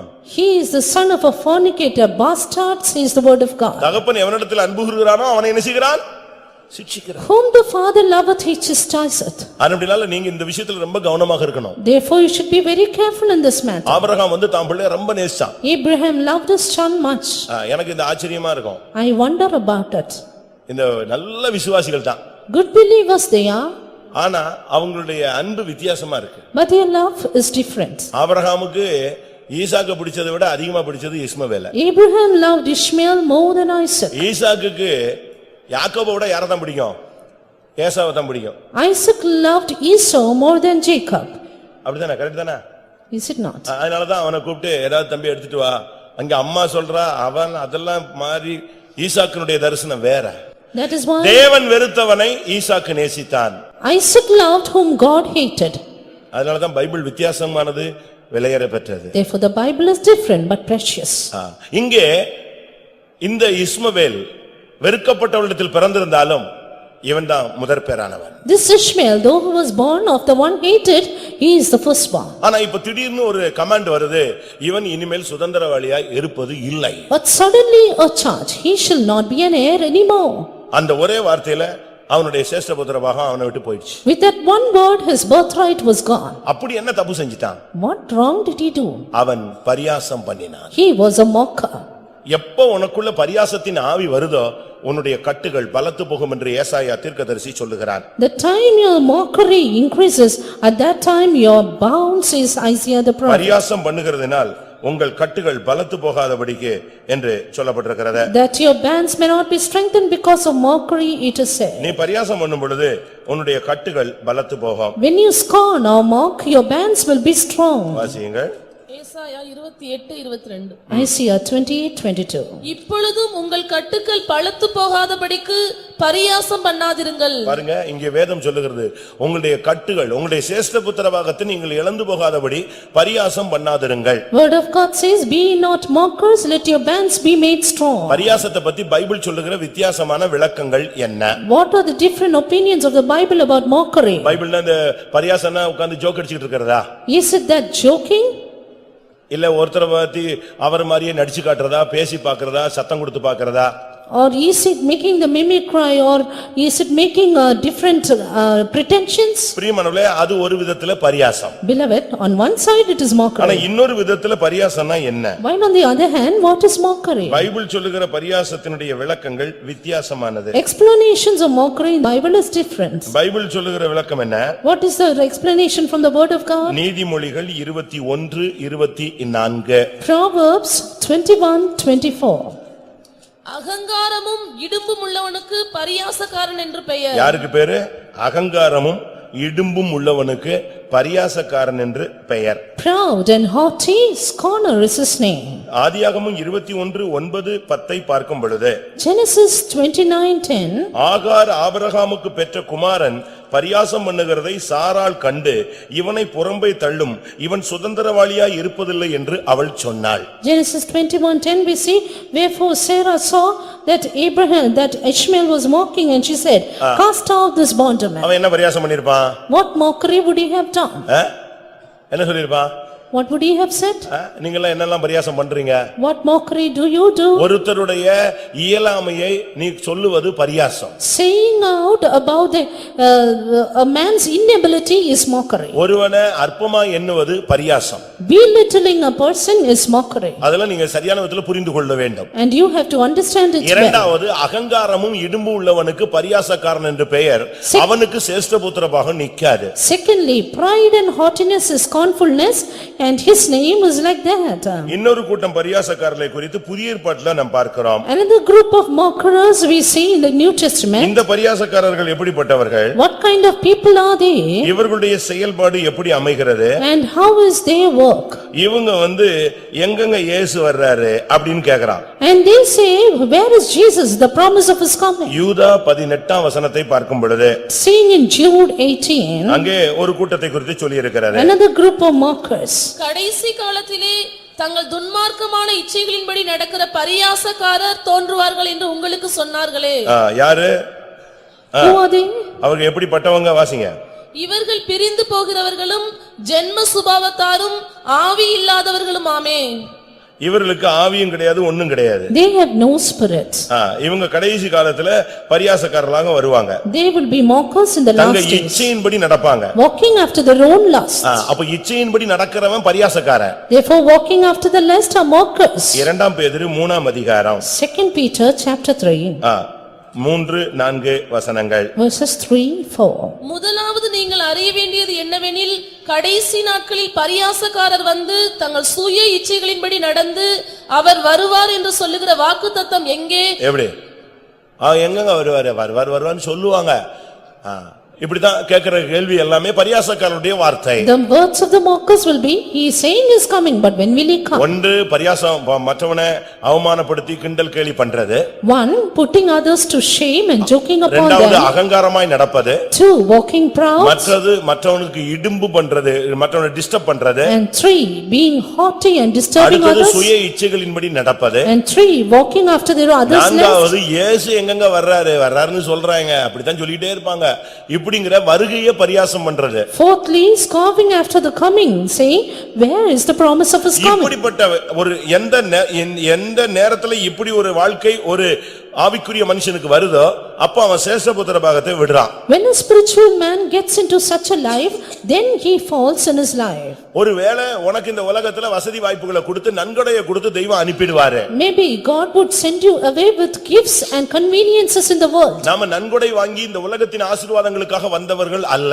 We are never the ones who are come here for worldly blessing. ஒருவன் இம்மைக்காக கிறிஸ்துவை பின்பற்றுவானானால் அவன் பரிதபிக்கப்படத்தக்கவன். If a man would follow Christ for this life, he is most miserable. இந்த இஸ்மவேல் என்ன நடந்தது? What happened to Ishmael? அவனுடைய வாழ்க்கையில பரியாசக்காரனாய் மாறி போன பின்பு, After becoming a mocker in his life, அவன் அந்த சேஷ்டபுத்திர பாகத்தை இழந்ததாக வேதம் சொல்லுகிறது. Word of God says he lost his birthright. ஆதியாகமம் 25ஆம் அதிகாரத்தை பார்க்கும் பொழுது, Turning to Genesis 25, அங்கே என்ன சொல்லப்பட்டிருக்கிறது? what has it been said? 5-6 வசனங்கள். Verses 5 and 6. ஆபிரகாம் தனக்கு உண்டான யாவையும் ஈசாக்குக்கு கொடுத்தான். ஆபிரகாமுக்கு இருந்த மறுமனையாட்டிகளின் பிள்ளைகளுக்கோ ஆபிரகாம் நன்கொடைகளை கொடுத்து தான் உயிரோடு இருக்கும் போதே அவர்களை தன் குமாரனாகி ஈசாக்கை விட்டு கிழக்கே போக கீழ் தேசத்துக்கு அனுப்பிவிட்டார். இவர்கள் எல்லாம் நன்கொடையை வாங்கிட்டு கிளம்பின கூட்டங்கள், அதுல இஸ்மவேலும் சேர்ந்து விட்டான். Even Ishmael joined in that group who were sent away with gifts. பாருங்க எப்படிப்பட்ட ஒரு நிர்பந்தமான ஒரு சூழ்நிலை. Look what a pitiable condition. சேஷ்டபுத்திர பாகத்தை இஸ்மவேல் இழந்தான். Ishmael lost his birthright. அங்கே ரூபன் இழந்தான். Reuben lost his ரூபன் இழந்தது பரிசுத்தத்தின் அந்த அளவுகோலில் அவன் விழுந்து விட்டான். Reuben lost his birthright on the basis of that holiness. இங்கே இஸ்மவேல் விழுந்தது பரியாசம் என்கிற அளவுகோலை வைத்த பொழுது அவன் விழுந்து விட்டான். Ishmael lost his birthright on the basis of his mockery. அடுத்ததாக Next, யாத்ராகமம் 4ஆம் அதிகாரம் Book of Exodus chapter 4, 22ஆம் வசனம். verse 22. அப்பொழுது நீ பார்வோனோடே சொல்ல வேண்டியது என்னவென்றால், இஸ்ரவேல் என்னுடைய குமாரன் என் சேஷ்ட புத்திரன். இஸ்ரவேல் என்னுடைய குமாரன், இஸ்ரவேல் என்னுடைய சேஷ்ட புத்திரன். Israel is my son, even my firstborn. இஸ்ரவேலுடைய இன்னொரு பழைய பெயர் யாக்கோபு. The old name of Israel is Jacob. யாக்கோபு என் சேஷ்ட புத்திரன்னு கர்த்தர் சொல்லாம, Not saying the firstborn of Jacob, இஸ்ரவேல் என்னுடைய சேஷ்ட புத்திரன் அவன் என்று சொல்லுகிறார். but the Lord says Israel is my firstborn. ஆனா நீங்க பைபிள்ல படிச்சு பாருங்க, Read in the Bible, ஈசாக்கின் குடும்பத்துல in the family of Isaac, முதற் பிறந்தவன் ஏசா. firstborn is Esau. அவன்தான் சேஷ்ட புத்திரன். He was the firstborn. ஆனா இங்க இஸ்ரவேல் என்னுடைய சேஷ்ட புத்திரன்னு கர்த்தர் பேசுறாரு. But here the Lord says Israel is my இது firstborn. எந்த அடிப்படையில அவனுக்கு கிடைத்தது? On what basis did he get முதற் this? பிறந்ததுனால கிடைக்கல. Not because he was firstborn. இது யோசேப்புக்கு யாக்கோபுக்கு கிடைச்சதுக்கு காரணம், அவன் இரண்டாவது பிறந்திருந்தாலும் அவனுடைய ஏசா இழந்து போனபடினால் இவனுக்கு கிடைத்தது. Jacob, though he was born second, because Esau lost it, he got it. ஞானசானத்துல நீ சபையில பிறந்திருந்தாலும், Though you were born in this church, அபிஷேகத்துல ஆவியிலே பிறந்திருந்தாலும், though you were born in the spirit, சபையில வந்து நீ பிறந்திருந்தாலும், though you are born in the church, உன்னுடைய லைஃப் தான் ரொம்ப முக்கியம். it is your life what means. ஒரு காலத்துல ஊழியமா ஜீவியமான்னு சபையில பட்டிமன்றங்கள் நடத்துவாங்க. On one day, we had a debate whether it is life or ministry which is important. At one time. ஆனா அப்போ என்ன செய்வாங்க? But then what did they say? கொஞ்சம் பிள்ளைங்க சண்டே ஸ்கூல் பிள்ளைங்க எல்லாம் ஜீவியம் தான் முக்கியம்னு பேசும். Some Sunday school children said life is சில important. பிள்ளைங்க எல்லாம் ஊழியம் தான் முக்கியம்னு பேசும். Some others said ministry is important. கடைசில ஜட்ஜ் சொல்லுவாரு இரண்டும் 50-50 ன்னு சொல்லுவாரு. Finally, the judge would give a balance on ஆனா this. இப்ப அப்படி இல்ல. But now it is not that. இப்ப ஊழியம் அல்ல, ஜீவியம் தான் முக்கியம். No, not the ministry, but the life is important. எவ்வளவு ஊழியம் செஞ்சாலும் However you minister, ஜீவியம் இல்லன்னா அது தோத்து போகும். if you have no life, you fail. மத்தேயு எழுதின சுவிசேஷம் 7ஆம் அதிகாரத்துல பார்க்கும் பொழுது, Matthew's Gospel 7th chapter. உம்முடைய நாமத்தில் பிசாசுகளை துரத்தினோம், In your name we cast out உம்முடைய devils. நாமத்தில் அற்புதங்களை செய்தோம், In your name we worked உம்முடைய miracles. நாமத்தில் தீர்க்கதரிசனங்களை In சொன்னோம். your name we prophesied. அவங்கள பார்த்து கர்த்தர் சொன்ன வார்த்தை என்ன? Looking at them, what did the Lord say? நான் உங்களை அறியேன். I never know you. 7ஆம் அதிகாரம் 23ஆம் வசனத்துல 22ஆம் வசனத்துல நம்ம 22-23 பார்க்கலாம். 7:22-23 we see. அப்ப ஊழியம் பயங்கரமா செஞ்சாங்க. கர்த்தர் சொல்றா நான் உங்களை அறியேன். Ministry was at a high rate, but the Lord said, I never know you. அதுக்கு அவர் சொல்ற ரீசன் என்ன? Reason? என் சித்தத்தின்படி செய்யாதவன் என்று சொல்லுகிறார். He did not do the will of me. தேவ சித்தத்தின்படி உன் வாழ்க்கையை அமைக்காம நீ அற்புதம் செஞ்சு என்ன, பிசாசு துரத்தி என்ன பிரயோஜனம்? When your life is not according to the will of God, how much ever you work miracles, what is the ரொம்ப use? கவனமாக இருக்க வேண்டும். Be very careful. நம்முடைய ஊழியம் முக்கியம் அல்ல. Our ministry is ஆனா not அதுக்காக important. ஊழியமே செய்யாம பரிசுத்தம் பரிசுத்தம்னு கையை கட்டிட்டு ரூம்ல படுத்து கிடக்க கூடாது. For that you should not fold the hands saying, I am holy and sleep. நீ உன் ஜீவியம் சரியா இருந்தா அதுக்கு பிறகு வருகிற ஊழியம் தான் அங்கீகரிக்கப்படும். If your life is right, then the ministry after that will be நீ accepted. இரவும் பகலும் ஓடி ஓடி ஊழியம் செஞ்சுட்டு இங்க ஜீவியத்துல நஷ்டப்பட்டுட்டா அது உனக்கு தராசுல வைக்கும்போது ஈக்குவலா வராது. You ministering day and night and having lost your life, the balance will not be the same. அஸ்திபாரம் தான் ரொம்ப முக்கியமானது. But the foundation is important. அதுதான் ஜீவியம். That is life. அங்க என்ன நடந்தது? What happened there? ஏசா சேஷ்ட புத்திரன். Esau is the firstborn. ஆதியாகமம் 25 நாம் பார்க்கும் பொழுது Genesis 25 32ல verse 32. அவன் சொல்றான் இந்த சேஷ்ட புத்திர பாகம் எனக்கு என்னத்துக்கு? He said, what for this birthright for me? 33ல சொல்றான் In 33, உனக்கு வேணுமா வாங்கிக்க வித்துறாங்கறான். you want, take it, I will sell it. 34ஆம் வசனம் சொல்லுகிறது, Verse 34, அவன் தன்னுடைய சேஷ்ட புத்திர பாகத்தை அலட்சியம் பண்ணினான். he despised his birthright. முதல்ல என்னத்துக்குன்னு கேட்டான். Firstly he said, what for? இரண்டாவது அதை வித்தான். Secondly sold. மூன்றாவது அவன் அலட்சியம் பண்ணினான். Thirdly despised. பிரியமானவர்களே நீங்க பைபிளை நல்லா படிச்சுக்கங்க. Read the Bible well. ஈசாக்குக்கு ஏசா சேஷ்ட புத்திரன். For Isaac, Esau was the firstborn. ஆனா யாக்கோபுக்கு கொஞ்சம் வருத்தம் இருந்துகிட்டே இருந்துச்சு. But Jacob had a little pain in his heart. அவன் ஒரு வருஷம் கழிச்சு பிறந்தவன் அல்ல. He was not born after 1 year. இல்ல 7 வருஷம் கழிச்சு பிறந்தவன் அல்ல. Not born after 7 years. ரெண்டு முட்டிக்கிட்டு வந்தவங்க தான். But they both struggled and was born. மிஞ்சி போயிட்டா ஒரு நிமிஷம் கழிச்சு பிறந்திருப்பான். At the maximum 1 minute after Esau. அவனுக்கு அதை பேர் பண்ணவே முடியல. But he could not bear it. இந்த ஒரு நிமிஷத்துல எது போயிடுச்சு? In that 1 minute, what went away? 1 மினிட்ல எது போயிடுச்சு? சேஷ்ட புத்திரவாகம் போயிடுச்சு. Lost his birthright. இந்த ஒரு ஓட்டுல ஒருத்தன் தோத்துட்டானா எப்படி இருக்கும்? As people fail in one boat. மறுபடி என்ன வேண்டும் அப்படிமா? And then they say retold it. யாரோ ஏமாத்திட்டான்னு சொல்லுவான். They will say somebody has. அதே மாதிரி இவன் மைண்ட்ல இந்த ஒரு நிமிஷம் லேட் வந்து அவனுக்கு எப்ப சாகுற வரைக்கும் மைண்ட்ல ஓடிட்டே இருந்துச்சு. Being 1 minute late in his birth was right working in his mind. போயிடுச்சேன்னு அவனுக்கு மைண்ட்ல ஓடிட்டே இருந்துச்சு. He kept on saying, I have lost my birthright. ஆனா என்ன நடந்தது? But what happened? ஒரு சான்ஸ் கிடைச்சது, அதை யூஸ் பண்ணான். He rightly used a chance. ரொம்ப டயர்டா வீக்கா ரொம்ப செத்து போற மாதிரி ஃபீல் பண்ணிட்டு ஏசா ஒரு நாள் வந்தான். And Esau one day came being utter tired and faint. இவன் உட்கார்ந்து கூழ் காய்ச்சிட்டு இருந்தான். And this man was having the pottage. அப்ப வந்த உடனே எனக்கு கொஞ்சம் கூழ் கூடான்னு கேட்டான். He sought pottage and asked for it. இவன் பாருங்க, யாக்கோபு சாதாரண ஆள் கிடையாது. Jacob was no ordinary man. ஒரு விதத்துல அவன் பாராட்டப்பட வேண்டியவன். On one hand he should be அவன் மைண்ட் appreciated. முழுவதும் சேஷ்டபுத்திரத்துல நின்னுட்டே இருந்துச்சு. His mind was set only on birthright. அதை எப்படி வாங்குறது? How to get it? கரெக்ட்டா சான்ஸ் கிடைச்சது. Right got the chance. இவன் வந்து கூழ் கேட்டா அவன் சொன்னா சேஷ்டபுத்திரத்தை குடுக்குறியா? அப்ப நான் எதை தரேன்? கூழ் தரேன். His brother asked for the pottage and he said, give me the birthright, I'll give you pottage. அவனுக்கு அப்ப இருந்த சூழ்நிலை செத்து போற மாதிரி இருந்துச்சு. For his brother, that time he was very tired to die. நானே சாக போறேன், எனக்கு என்னத்துக்கு வச்சுக்கன்னு சொல்லிட்டான். I am going to die, what for the birthright? Give it. எவ்வளவு சிம்பிளா விட்டுட்டான் பாத்தீங்களா? Yes, how simply he did it. ஒரு நேர சாப்பாட்டுக்காக கிருபை இழந்து போய் விட கூடாது நீ. You should not lose the grace of God for one morsel of meat. பேதுருல சொல்லி இருக்கிறது, ஒரு நாள் வாழ்வை இன்பம் என்று எண்ணி தங்களுடைய உல்லாச வாழ்க்கையினால் தங்களை கரைப்படுத்திக் கொண்டவர்கள் இவர்கள் சாபத்தின் பிள்ளைகள் என்று பேதுரு சொல்லுகிறார். Peter says, they who have corrected themselves for one day's season of lust and they are become cursed. Bible அப்படித்தான் சொல்லுகிறது. That is what the Bible says. இரண்டாம் பேதுரு 2ஆம் அதிகாரம் 13-14 சொல்லிருக்கு, ஒரு நாள் வாழ்வை இன்பம் என்று எண்ணி விட்டில் பூச்சிகளாக மாறிவிடாதிருங்கள். 2 Peter 2:14 and 15, they considered their one life, that is as a ஒரு நாள் season. வாழ்வு, ஒரு சிங்கிள் டேல ஒரு நாள் செய்யற தவறு உன் வாழ்வை கரையா மாத்திரும். And the one day's mistake will make you a man corrupted. வாசிங்க 13ஆம் வசனம் தமிழ்ல. Verse 13. இவர்கள் ஒரு நாள் வாழ்வை இன்பம் என்றெண்ணி கரைகளும் லட்சிகளுமாயிருந்து உங்களோட விருந்துண்கையில் தங்கள் வஞ்சனையில் உல்லாசமாய் வாழ்கிறவர்கள். விபசார மயக்கத்தால் நிறைந்தவைகளும் பாவத்தை விட்டு ஓயாதவைகளுமாயிருக்கிற கண்களுடையவர்கள், உறுதியில்லாத ஆத்துமாக்களை தந்திரமாய் பிடித்து பொருளாசைகளில் பழகின இருதயத்தை உடைய சாபத்தின் பிள்ளைகள். அந்த ஒரு நாள் வாழ்வை இன்பம் என்று எண்ணினா அந்த சில நேரங்கள்ல விட்டில் பூச்சி மாதிரி போய் வேகமா போய் அந்த லைட்டு கிட்ட போயிடும். அந்த லைட் இருக்கிற ஹீட்ல அப்படியே இறகெல்லாம் ஒடிஞ்சு பஸ்பமாயி கீழே விழுந்து வாழ்க்கையை முடித்துக் கொள்ளும். They one day's life, they take it as a pleasure and finally they lose their life then. அநேகர் வாழ்க்கையை கெடுத்திருக்கிறாங்க. Thus many have lost their life. ஒரு நாள் சிரிச்சதுக்காக வாழ்க்கையில சாகுற வரைக்கும் அழுதுகிட்டு இருக்கிறவங்க எல்லாம் நான் பார்த்திருக்கேன். I have seen people crying all through their life for one day's pleasure. ஒரு நாள் சிரிச்சதுக்கு Because they laughed one day. ஒரு நாள் சிரிச்சதுக்காக அநேக பையங்க மெண்டலாய் சுத்துனதையும் நான் பார்த்திருக்கேன். I have seen many boys moving about lunatic because they laughed once. ஒரு காலேஜ் கேர்ள் லாஸ்ட் எக்ஸாம் அன்னைக்கு ஒரு பையனை பார்த்து சிரிச்சாளாம். And one girl, she laughed at a boy one day in the last day.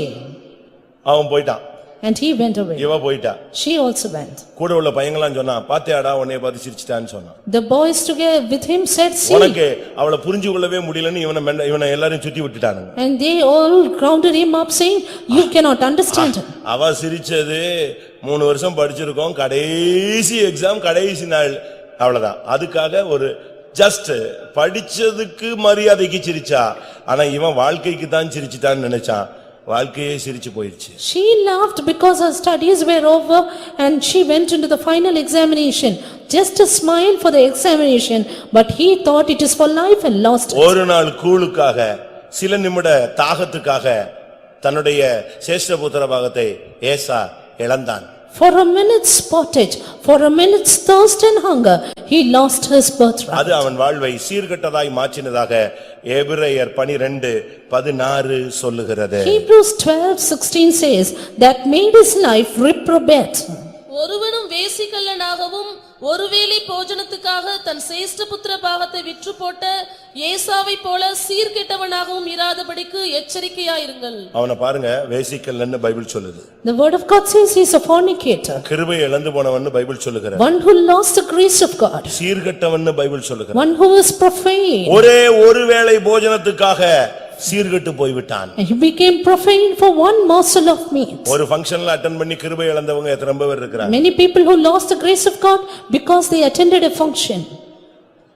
தெரியுமா உங்களுக்கு அவங்களெல்லாம்? Do you know such people?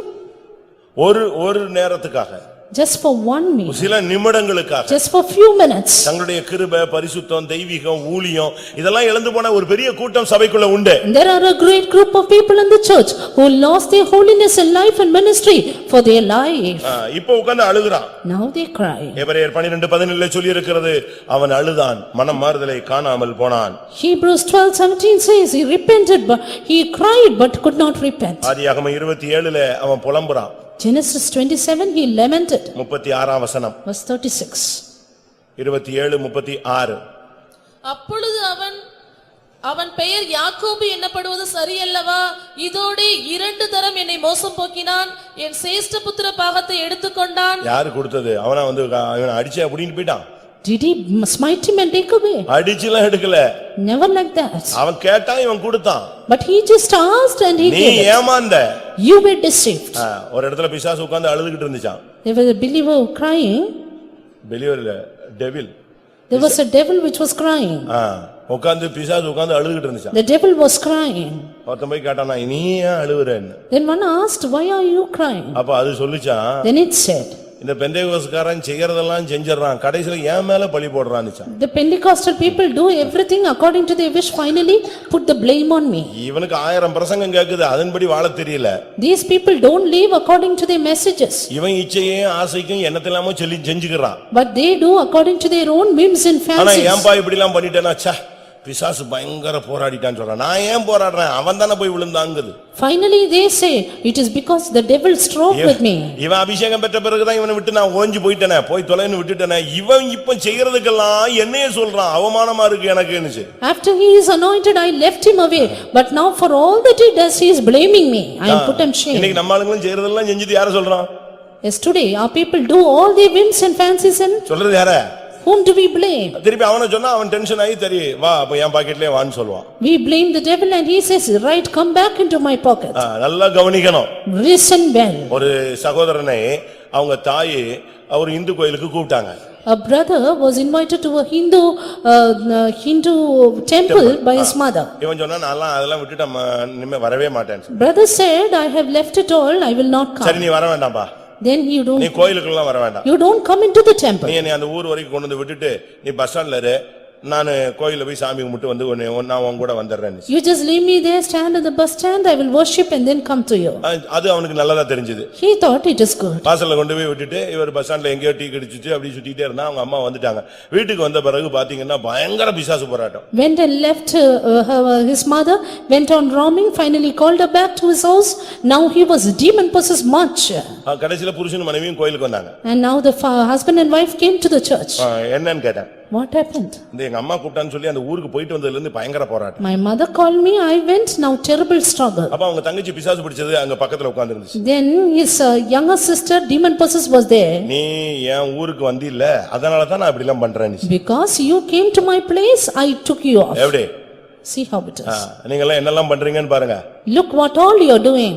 நம்ம எல்லாத்துக்கும் காரணம் சொல்லலாம், பிசாசு எல்லாத்துக்கும் காரணம் சொல்லுவான். We only blame the devil for everything. ஏசா தன் சேஷ்ட புத்திர பாகத்தை இழந்தான். Esau lost his birthright. ஆனா யாக்கோபை தெய்வம் சேஷ்ட புத்திரன்னு சொல்லல. But Jacob, Israel was not called firstborn. ஏன்னா யாக்கோபுன்னா தட்டி வீழ்த்துகிறவன். Because Jacob is the one who makes others fall. கர்த்தர் சொல்றாரு அந்த ஸ்டேஜை தாண்டின பிறகு இஸ்ரவேல் என்னுடைய சேஷ்ட புத்திரன். But after crossing that stage, God said, Israel is my யாக்கோபின் firstborn. சேஷ்ட புத்திரன் அவர் சொல்ல மாட்டாரு. He will not say Jacob is my firstborn. ஏன்னா அவனுக்கும் உனக்கும் கொஞ்சம் கூட வித்தியாசம் கிடையாது. Because for him and you there is not a little difference. ஏசா வேற பகுதியில சீர்கட்டவனா, நீ இன்னொரு பகுதியில சீர்கட்டவன். Esau was corrupted in another way while you in another sense. அப்ப உன்னையே சேஷ்ட புத்திரனா மாத்தணும்னா நீ தேவனோடு போராடுகிறவனாய், நீ ஜெப வீரனாய் மாறினால் சேஷ்ட புத்திரன் உனக்கு வரும். இஸ்ரவேல் என் சேஷ்ட புத்திரன். But for you to me made the firstborn, you should be changed as God's own child. கர்த்தருடைய பரிசுத்த நாமத்துக்கு மகிமை உண்டாவதாக. Glory to be God's holy name. இங்கே சேஷ்ட புத்திர பாகம் ஜெபத்தின் அடிப்படையில தேவசமூகத்திலே போராடினதினால் அவன் இஸ்ரவேல் என்று அழைக்கப்பட்டான். இஸ்ரவேல் தேவனுடைய சேஷ்ட புத்திரனாய் மாறினான். Here birthright was given on the basis of the prayer life because he contended with God and prevailed in the presence of God. Esau வனசஞ்சாரி, Esau was a man யாக்கோபு குணசாலியும் கூடாரவாசி. but Jacob was a plain man dwelling in tents. உன் குணத்தின் அடிப்படையில தான் சேஷ்ட புத்திர பாகம் இஸ்ரவேலுக்கு கிடைத்தது. Birthright was given to Israel according to his character. நான்காவதாக நாம் பார்க்கும் பொழுது Fourthly, ஒன்று ரூபன், one Reuben, அவன் அது இழந்தான், யோசேப்புக்கு போய்விட்டது. and his was gone to Joseph. மற்றொன்று இஸ்மவேல், Then Ishmael, அது அவனை விட்டு போய் ஈசாக்குக்கு போய்விட்டது. his birthright was Isaac.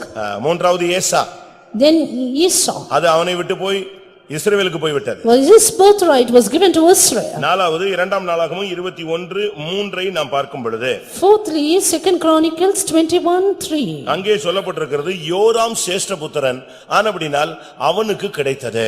There it is said, Jehoram was the firstborn and he got it. அவனுடைய தகப்பன் அவனுடைய பிள்ளைகள் எல்லாருக்கும் நன்கொடைகளை கொடுத்து அனுப்பிவிட்டு இவனுக்கு மட்டும் ராஜாதிபத்தியத்தை கொடுத்தான். His father gave gifts to all the children, while to him gave he the kingdom. சரி, இத அவன் காத்துக்கிட்டானா? Did he keep it? இவன் என்ன புத்தி, இவன் புத்தி எப்படி போச்சு தெரியுமா? You know how his wise wisdom went. 4-5 சகோதரர்கள். They were 4 to 5 brothers. இவனுக்கு 6 சகோதரர்கள். And there were 6 brothers. இவன் 7வது. And he was the இவனை 7th. சேர்த்து 7. And 7th of all of them என்ன together. பண்ணா? What did he do? தகப்பன் தன்னுடைய பிள்ளைகளுக்கு நன்கொடையை கொடுத்து அனுப்பின பிறகு After his father sent his children with the gifts, இவனுக்கு ஆட்சி கிடைத்த பிறகு when he got the power, இவன் புத்தி கொஞ்சம் குறுக்கடாவே கிரிமினலாவே வேலை செஞ்சது. his knowledge started to work in a different way. என்ன வித்தியாசமா இருந்தது? What was the difference? எப்படியாவது இந்த 6 பேர்ல எவனாவது நம்மள கொன்றுவானோ? Somehow some of those 6 will kill me. எப்படியாவது எவனாவது ஆட்சியை பிடிச்சிடுவானோ? And someone will catch the rule. இந்த புத்தி வந்தபோது 6 பேரையும் கொன்னுட்டான். And then he killed all the 6. எப்படி ஒரு புத்தி பாத்தீங்களா? Look at his wisdom. வாசிச்சு பாருங்க அடுத்த வசனம். 2 நாளாகமம் 21:4. 2 Chronicles 21:4. யோராம் தன் தகப்பனுடைய ராஜ்யபாரத்துக்கு வந்து தன்னை பலப்படுத்திக் கொண்ட பின்பு அவன் தன்னுடைய சகோதரர் எல்லாரையும் இஸ்ரவேலின் பிரபுக்களில் சிலரையும் பட்டயத்தால் கொன்று போட்டான். எப்படிப்பட்ட ஆளு பாருங்க. Look at what he did. ஒரு காலத்திலயும் ஒருத்தனும் இருக்கக்கூடாதுன்னு சொல்லி, வரவே கூடாது, எழும்பிர கூடாது, அவன் சந்ததி கூட வந்துட கூடாதுன்னு சொல்லி மொத்தத்தையும் கொன்னுட்டான். So that nobody would come against him, he slew all his brethren. தன் சகோதரனை பகைக்கிற எவனும் மனித கொலைபாதகன், அவனை சேஷ்ட புத்திர பாகத்திலே தெய்வம் வைக்க மாட்டார். Everyone that hateth his brother is a manslayer, the Lord will not give his birthright. இது ஒரு story. This is a story இல்ல இது ஒரு சரித்திரம். or a history. நீங்க போய் உட்கார்ந்து வீட்ல படிச்சு பாருங்க. Go and read it in your home. அவனுக்கு அருமையா அவன் தகப்பன் அருமையா முறைப்படி செஞ்சு வச்சபோது Very beautifully when his father did it in custom. இவன் தன்னை பலப்படுத்திக் கொண்ட பின்பு தன் சகோதரர் அனைவரையும் கொன்றான். After he strengthened himself, he slew all his brethren. அதுக்கு பிறகு 8ஆம் வசனத்துல அவனுக்கு விரோதி எழும்ப ஆரம்பித்தான். After that in verse 8, 10ஆம் adversaries came வசனத்துல up. இன்னொரு எதிரி புறப்பட்டான். Verse 10, another adversary. 11ஆம் வசனத்துல இன்னொரு வல்லமை எழும்பினது. Verse 11, another adversary. 12ஆம் வசனத்துல தீர்க்கதரிசியே அவனுக்கு விரோதமாய் எழும்பி லெட்டர் கொடுக்க ஆரம்பித்தான். Verse 12, even the prophet rose up and gave the letter. 14ஆம் வசனத்துல தீர்க்கதரிசனம் அவனுக்கு விரோதமாய் உரைக்கப்பட்டது. Verse 14, the prophecy against him. 15ல அவன் வியாதியுள்ளவனாய் மாறினான். Verse 15, he was sick.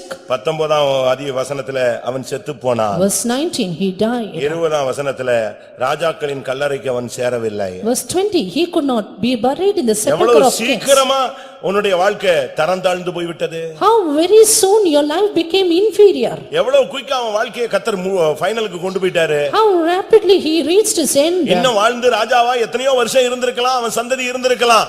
ஆனால் இவன் அவனுடைய சகோதரரை பகைத்தபடியினால் கர்த்தர் ஒவ்வொரு தோல்வியா அனுமதிச்சு விரும்புவார் இல்லாமல் செத்து போனான். He could have reigned in his kingdom and his power for years together, but because he hated his brethren, he soon died, having a consequent failures and nobody to desire him. ஏன் உன் வாழ்க்கையில மறுபடி தோல்வி வருதுன்னு பாரு.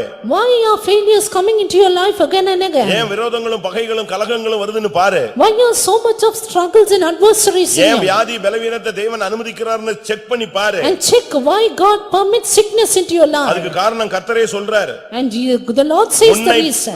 13ஆம் வசனம் சொல்லுகிறது. Verse 13 says. உன்னை பார்க்கிலும் நல்லவர்களாய் இருந்த உன் தகப்பன் வீட்டாரையும் உன் சகோதரரையும் நீ கொன்று போட்டபடியினால் கர்த்தர் உன் ஜனத்தையும் உன் பிள்ளைகளையும் உன் மனைவிகளையும் உனக்குண்டான எல்லாவற்றையும் மகாவாதையாக வாதிப்பார். Because thou hast slain thy brethren of thy father's house who were better than thyself, the Lord with a great plague will smite thy people, thy children, thy wives. நீ சேஷ்டபுத்திர பாகத்தை வாங்கி ஆட்சி பண்ணி என்ன பிரயோஜனம்? And what is the use of having the birthright? உனக்கு car இருக்கலாம், 7 வீடு இருக்கலாம், 70 வீடு இருக்கலாம், இல்லாவிட்டா உன் சந்ததி பெரிய குடும்பமா இருக்கலாம். என்ன பிரயோஜனம்? You may have cars, you may have 70 or even 7 houses, but what is the use? எல்லா வசதி வாய்ப்பு இருந்து சேஷ்டபுத்திர பாகம் போயிருச்சு, ரெட்டிப்பான பங்கு போயிருச்சு, பரலோகம் உன்னை விட்டு போன பின்பு என்ன பிரயோஜனம்? You have all facilities, but now the double portion, the birthright is gone away, heaven is gone away, what is the use? ஏன் உன் வாழ்க்கை சீக்கிரம் முடிய போகுது? Why is your life ending so soon? உன்னை விட நல்லவர்களா இருந்த உன் சகோதரரை நீ கொன்று ஓடுகிறாய். Because you slay your brethren who were better than thyself. உனக்கு விபச்சாரக்காரனோடு பங்கு இருக்கு, ஆனா உன் கூட பிறந்தவனோடு உன்னுடைய கூட பிறந்த சகோதரியோடு உனக்கு அன்பு இல்ல. You have part with the adulteress, therefore you don't love your brother and sister. நீ திருடனோடு ஒருமித்து போகிற, ஆனா சபை விசுவாசியோடு உன்னால ஒத்து போக முடியல. You consent with a thief, therefore you don't get with the believers. உலகத்துல ஏமாத்துறவனோடு நீ கைகோர்த்து உட்கார்ந்து சாப்பிடுற, ஆனா இங்க உட்கார்ந்து பரிசுத்த பந்தியில உன்னால உட்கார முடியல. You eat with the slanderers of the world, but now you are not able to come and sit with the saints. கர்த்தர் உன்னை சேஷ்டபுத்திரனாய் மாற்றும்படியாக வாஞ்சித்தார். The Lord wanted to have you the birthright. அவன் தகப்பன் ஒரு அருமையான மனுஷன். And his father was a good man. அருமையா நான் ஒரு சொத்து பிரிவினையை நான் போய் பார்த்தேன். I went and saw the dividing of a portion. சிவகாசியில நான் திருத்தங்கல்ல ஒரு இடம் பழைய முந்தி ஒரு இடம் வாங்கினேன். I bought a land in Tirthangal in Sivagasi. அதை இப்ப நம்ம ஊழியத்தின் நிமித்தம் வித்துட்டோம். And because of the ministry we had to sell it. But அந்த இடத்தை நான் வாங்கும்போது But when we got that land, அதுக்கு ஒரு டாக்குமெண்ட் ஒரு புக்கே வச்சிருந்தாங்க. they had a document for it. அந்த புக்கை படிச்சு பாரு. And I read that. நமக்கு வித்தவனுக்கு முன்னால அந்த சொத்து ஒரு பாரம்பரியமா அவங்களுக்கு ஒரு குடும்ப சொத்து. And for the man who sold it to us, it was a genealogical family property. 7 8 ஆண் பிள்ளைகள் பெண் பிள்ளைகள்லாம். They had 7 or 8 male children. அந்த தகப்பன் எழுதுறான். And the father writes. அந்த டாக்குமெண்ட்ஸ் பார்த்தா நீங்க அசந்து போய்டுவீங்க. If you see the documents you will be shocked. எனக்கு இத்தனை பிள்ளைகள். I have so many children. இத்தனை பிள்ளைகளில் இத்தனை பேர் இப்பொழுது உயிரோடு இருக்கிறார்கள். And so many children are alive even today. இத்தனை பேருடைய சந்ததி இருக்கிறது. And such people have their generations. இந்த பிள்ளைகளுக்கு என்னுடைய சொத்தை நான் இவ்விதமாக பகிர்ந்து கொடுக்கிறேன். For these children I divide my portion in this way. விவாகத்தில் இவ்வளவு கொடுத்தேன். I gave them in marriage. நகையில் இவ்வளவு கொடுத்தேன். And even after that. இப்படி ஒவ்வொரு காரணங்களை சொல்லி இவ்வளவு கொடுத்தேன். ஆனா அப்படினால் அவர் பங்கு முடிந்தது. இவ்வளவு கொடுத்தேன், இந்த பங்கு முடிந்தது.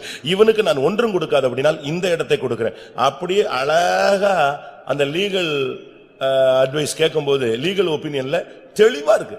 The legal opinion of that property was very clear as to how the father divided the portion. எவ்வளவு தெளிவா இருக்கு. Very clear. அதே மாதிரி தான் இந்த 2 நாளாகம 21:3ல அழகா அவங்க தகப்பன் பொன்னு வெள்ளி உச்சிதமானவைகள் எல்லாத்தையும் யூராவின் அரணான பட்டணங்கள் இப்படிலாம் பிரிச்சு அழகா கொடுத்துட்டு ராஜாதிபத்தியத்தை மட்டும் யோராமுக்கு கொடுத்தான். So sit in verse 3, the father gave them gifts of silver, gold, precious things, fenced cities, and finally the kingdom to Jehoram. ஆனா இவன் புத்தி எப்படி போச்சு? But look at his thought. தகப்பன் புத்தி இவனுக்கு இல்ல. He did not have the thought of his father. இவங்க எல்லாம் உயிரோடே இருக்க கூடாது. And they should not be alive at all. எப்படி? இவெல்லாம் உயிரோடே இருக்க கூடாது. They should not be alive at all. இவன் கதையை முடிச்சிடணும். We should slay them all. அருமையான ஒரு முடிவு எடுத்தான். He took a good decision. எல்லாரையும் கொன்னுட்டான். He slew everyone. கர்த்தர் பார்த்தாரு, நீ உன்னை விட நல்லவனா இருந்த எல்லாரையும் கொன்னுட்ட, நீ இனிமே உயிரோட இருப்பியா? நான் உன் காலத்தை எண்ண வைக்கிறேன். The Lord said, you have slain all that were better than yourself. Now I will change your story. உன் லைஃப்க்கு நான் கவுண்ட் டவுன் கொண்டு வரேன். Now I will count down your life. கொண்டு வந்துட்டாரே, எவ்வளவு சீக்கிரம் கொண்டு வந்துட்டாரு. Finally so soon brought his end. நம்ம கவனமா இருக்க வேண்டிய காலம். Let us be very careful. இந்த இடத்துல யோராம் தன்னுடைய சேஷ்டபுத்திர பாகத்துல நிலைத்திருந்தோம். அதிலே வாழ்வில் நிலைத்திருக்க முடியல. ஓட்டம் சீக்கிரமாய் முடிந்து அவன் அவாந்தரமாய் மரித்தான். Jehoram, though he could abide in his birthright, he could not abide in his life, but his life ended so soon that he had to lose his birthright. அவன் ராஜாவாகிற போது 32 வயது. When he was a king, he was 32. அவன் சாகும்போது 40 வயசு. When he died, he was just 40. 20ஆம் வசனம் சொல்லுது, விரும்புவார் இல்லாமல் செத்து போனான். Verse 20, he died so that no one desired him. அப்படின்னா என்ன அர்த்தம்? What is the meaning? செத்த 6 பேர் வர்றதுக்கு 6 பேர் தான் இல்லையே, இவன் தான் கொன்னுட்டானே, அனாதை மாதிரி தான் செத்தான். Because he killed everyone, he died comfortless, fatherless. எந்த விசுவாசியும் வரமாட்டான், எந்த ஊழியக்காரனும் வரமாட்டான். No believer, no servant of God will attend. அப்படி ஒரு சாவு உனக்கு தேவையா? Do you need that kind of death? சேஷ்ட புத்திர பாகத்தை இழந்தால் அப்படித்தான் ஒரு முடிவு வரும். If you lose the birthright, you will have that end. ஐந்தாவதாக Fifthly, எரேமியா Jeremiah 31:9. 31:9. அழுகையோடும் விண்ணப்பங்களோடும் வருவார்கள், அவர்களை வழி நடத்துவேன், அவர்களை தண்ணீருள்ள நதியண்டைக்கு இடராத செம்மையான வழியிலே நடக்க பண்ணுவேன். இஸ்ரவேலுக்கு நான் பிதாவா இருக்கிறேன், எப்பிராயும் என் சேஷ்ட புத்திரனா இருக்கிறான். English. They shall come with weeping, and with supplications will I lead them. I will cause them to walk by the rivers of waters in a straight way, wherein they shall not stumble. For I am a father to Israel, and Abraham is my firstborn. Ephraim என்னுடைய சேஷ்ட புத்திரன். Ephraim is my இது firstborn. யோசேப்பினுடைய பிள்ளையை பத்தி சொல்லி இருக்கிறது. This is said about the sons of Joseph. யோசேப்புக்கு ரெண்டு பிள்ளைங்க. Joseph had two sons. First வந்து மனாசே, One Manasseh, இரண்டாவது எப்ராயிம். second Ephraim. ஆனா இங்க பைபிள் சொல்லுகிறது மனாசேக்கு அது போகல. But the Bible says it did not go to Manasseh. எப்ராயிமுக்கு அந்த சேஷ்ட புத்திர பாகம் கிடைத்தது. But Ephraim got the birthright. எப்படி இருக்கும்னு நீங்க யோசிச்சு பாருங்க. Just think about it. எகிப்தில அவனுக்கு பிறந்த பிள்ளைகள். They were born to him in Egypt. இவர்களுக்கு நடந்த சம்பவம் என்ன? What happened to them? நீங்க பைபிள்ல படிச்சு பாத்தீங்கன்னா, If you go through the Bible, Manasseh என்று சொன்னால் மறதி என்று அர்த்தம். Manasseh means forgetting. ஒரு விதத்துல கர்த்தர் என் வருத்தத்தை மறக்க செய்தார்னு தான் அர்த்தம். On one hand, it only means God has made me to forget my ஆனா toil. என் ஜனங்களோ எண்ண முடியாத நாட்களாய் என்னையே மறந்து விட்டார்கள். But my people forgot me days innumerable. மணவாட்டி தன் ஆடையை மறப்பாளோ? And shall the bride forget her bridal garments? தன் ஆபரணங்களை மறைப்பாளோ? Will she forget her ornaments? ஆனால் என் ஜனமோ எண்ண முடியாத நாட்களாய் என்னையே மறந்து விட்டார்கள். But my people forgot me for days ஆண்டவர் together. செய்த நன்மையை மறந்து விட்டாயே. You have forgotten God's goodness. இங்கே வேதம் சொல்லுகிறது, Here the Bible says, மனாசேயை ஒதுக்கிட்டு ஆண்டவர் சொல்றார், எப்ராயிம் என் சேஷ்ட புத்திரன். setting aside Manasseh, the Lord said, Ephraim is my firstborn. எரேமியா 31:20 பார்க்கும் பொழுது, Jeremiah 31:20. அவன் அருமையான பிள்ளை, He is my dear எனக்கு பிரியமான குமாரன். my pleasant child. எப்படி இந்த அளவு அவன் மாற்றப்பட முடிந்தது? How could he be changed so much? ஆதியாகமம் 48 அதிகாரத்தை பார்க்கும்போது, Turning to Genesis 48. யாக்கோபிடத்துல ரெண்டு பிள்ளைகளையும் கொண்டு வந்து யோசேப்பு நிப்பாட்றான். Joseph said both these children before Jacob. ரெண்டு பேரையும் கொண்டு வந்து முழங்காலுக்கு முன்னால் நிப்பாட்றான். Set both of them before Joseph's knees, Jacob's knees. இப்ப யாக்கோபு உட்கார்ந்து இருக்கிறாரு. Now Jacob is seated there. யோசேப்பு தான் ரெண்டு பிள்ளைகளையும் கொண்டு வந்து ஒருத்தனை வலது பக்கத்திலும் ஒருத்தனை இடது பக்கத்திலும் நிப்பாட்றான். Joseph brought his children and made them stand, one on the right and the left. வலது பக்கத்துல Manasseh, Manasseh on the right, இடது பக்கத்துல Ephraim, and Ephraim on the left. ரெண்டு பேரையும் நிப்பாட்றான். And he made them stand. இப்ப என்ன நடந்துச்சு? Now what happened?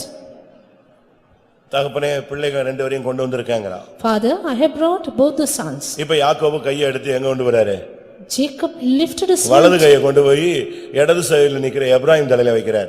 and set it upon Ephraim who was on the left hand. அப்போ யோசேப்புக்கு அறிவு செயல்படுது. Then now Joseph started to work on his knowledge. அவன் சொல்றான், தகப்பனே அது சரியல்ல, ஏன்னா கண்ணு தெரியாம இப்படி பண்ற அப்படின்னு சொல்றான். Now he said, Father, it is not right, your eyes are dim, therefore you do that. நீங்க அப்படி செய்யறது சரி கிடையாது, இங்கிட்டு இருக்கான் இவன். And what you do is not right, the elder person is here. யாக்கோபு அவன் எப்படிப்பட்ட ஆளு? But Jacob was a strange அவனுக்கு man. கண்ணு தான் தெரியாது, மத்த எல்லாம் தெரியும். He could not see the stone, but he could see அவன் சொன்னான், anything else. மகனே நான் அறியாமல் செய்யவில்லை, தெரிந்தேதான் வைக்கிறேன். He said, I have laid my hand willingly, knowingly. ஆதியாகமம் 48 பாத்தீங்கன்னா Genesis இந்த 48, சம்பவம் தெளிவாக இருக்கிறது. this incident is very clear. ஆதியாகமம் 48:14. 48:13-14. பின்பு யோசேப்பு அவ்விருவரையும் கொண்டு வந்து எப்பிராயீமை தன் வலது கையினாலே இஸ்ரவேலின் இடது கைக்கு நேராகவும் மனாசேயை தன் இடது கையினாலே இஸ்ரவேலின் வலது கைக்கு நேராகவும் விட்டான். அப்பொழுது இஸ்ரவேல் மனமறிய யாரு? இஸ்ரவேல் என்ன செஞ்சாரு? கண்ணு தெரியாமல்ல, எப்படி?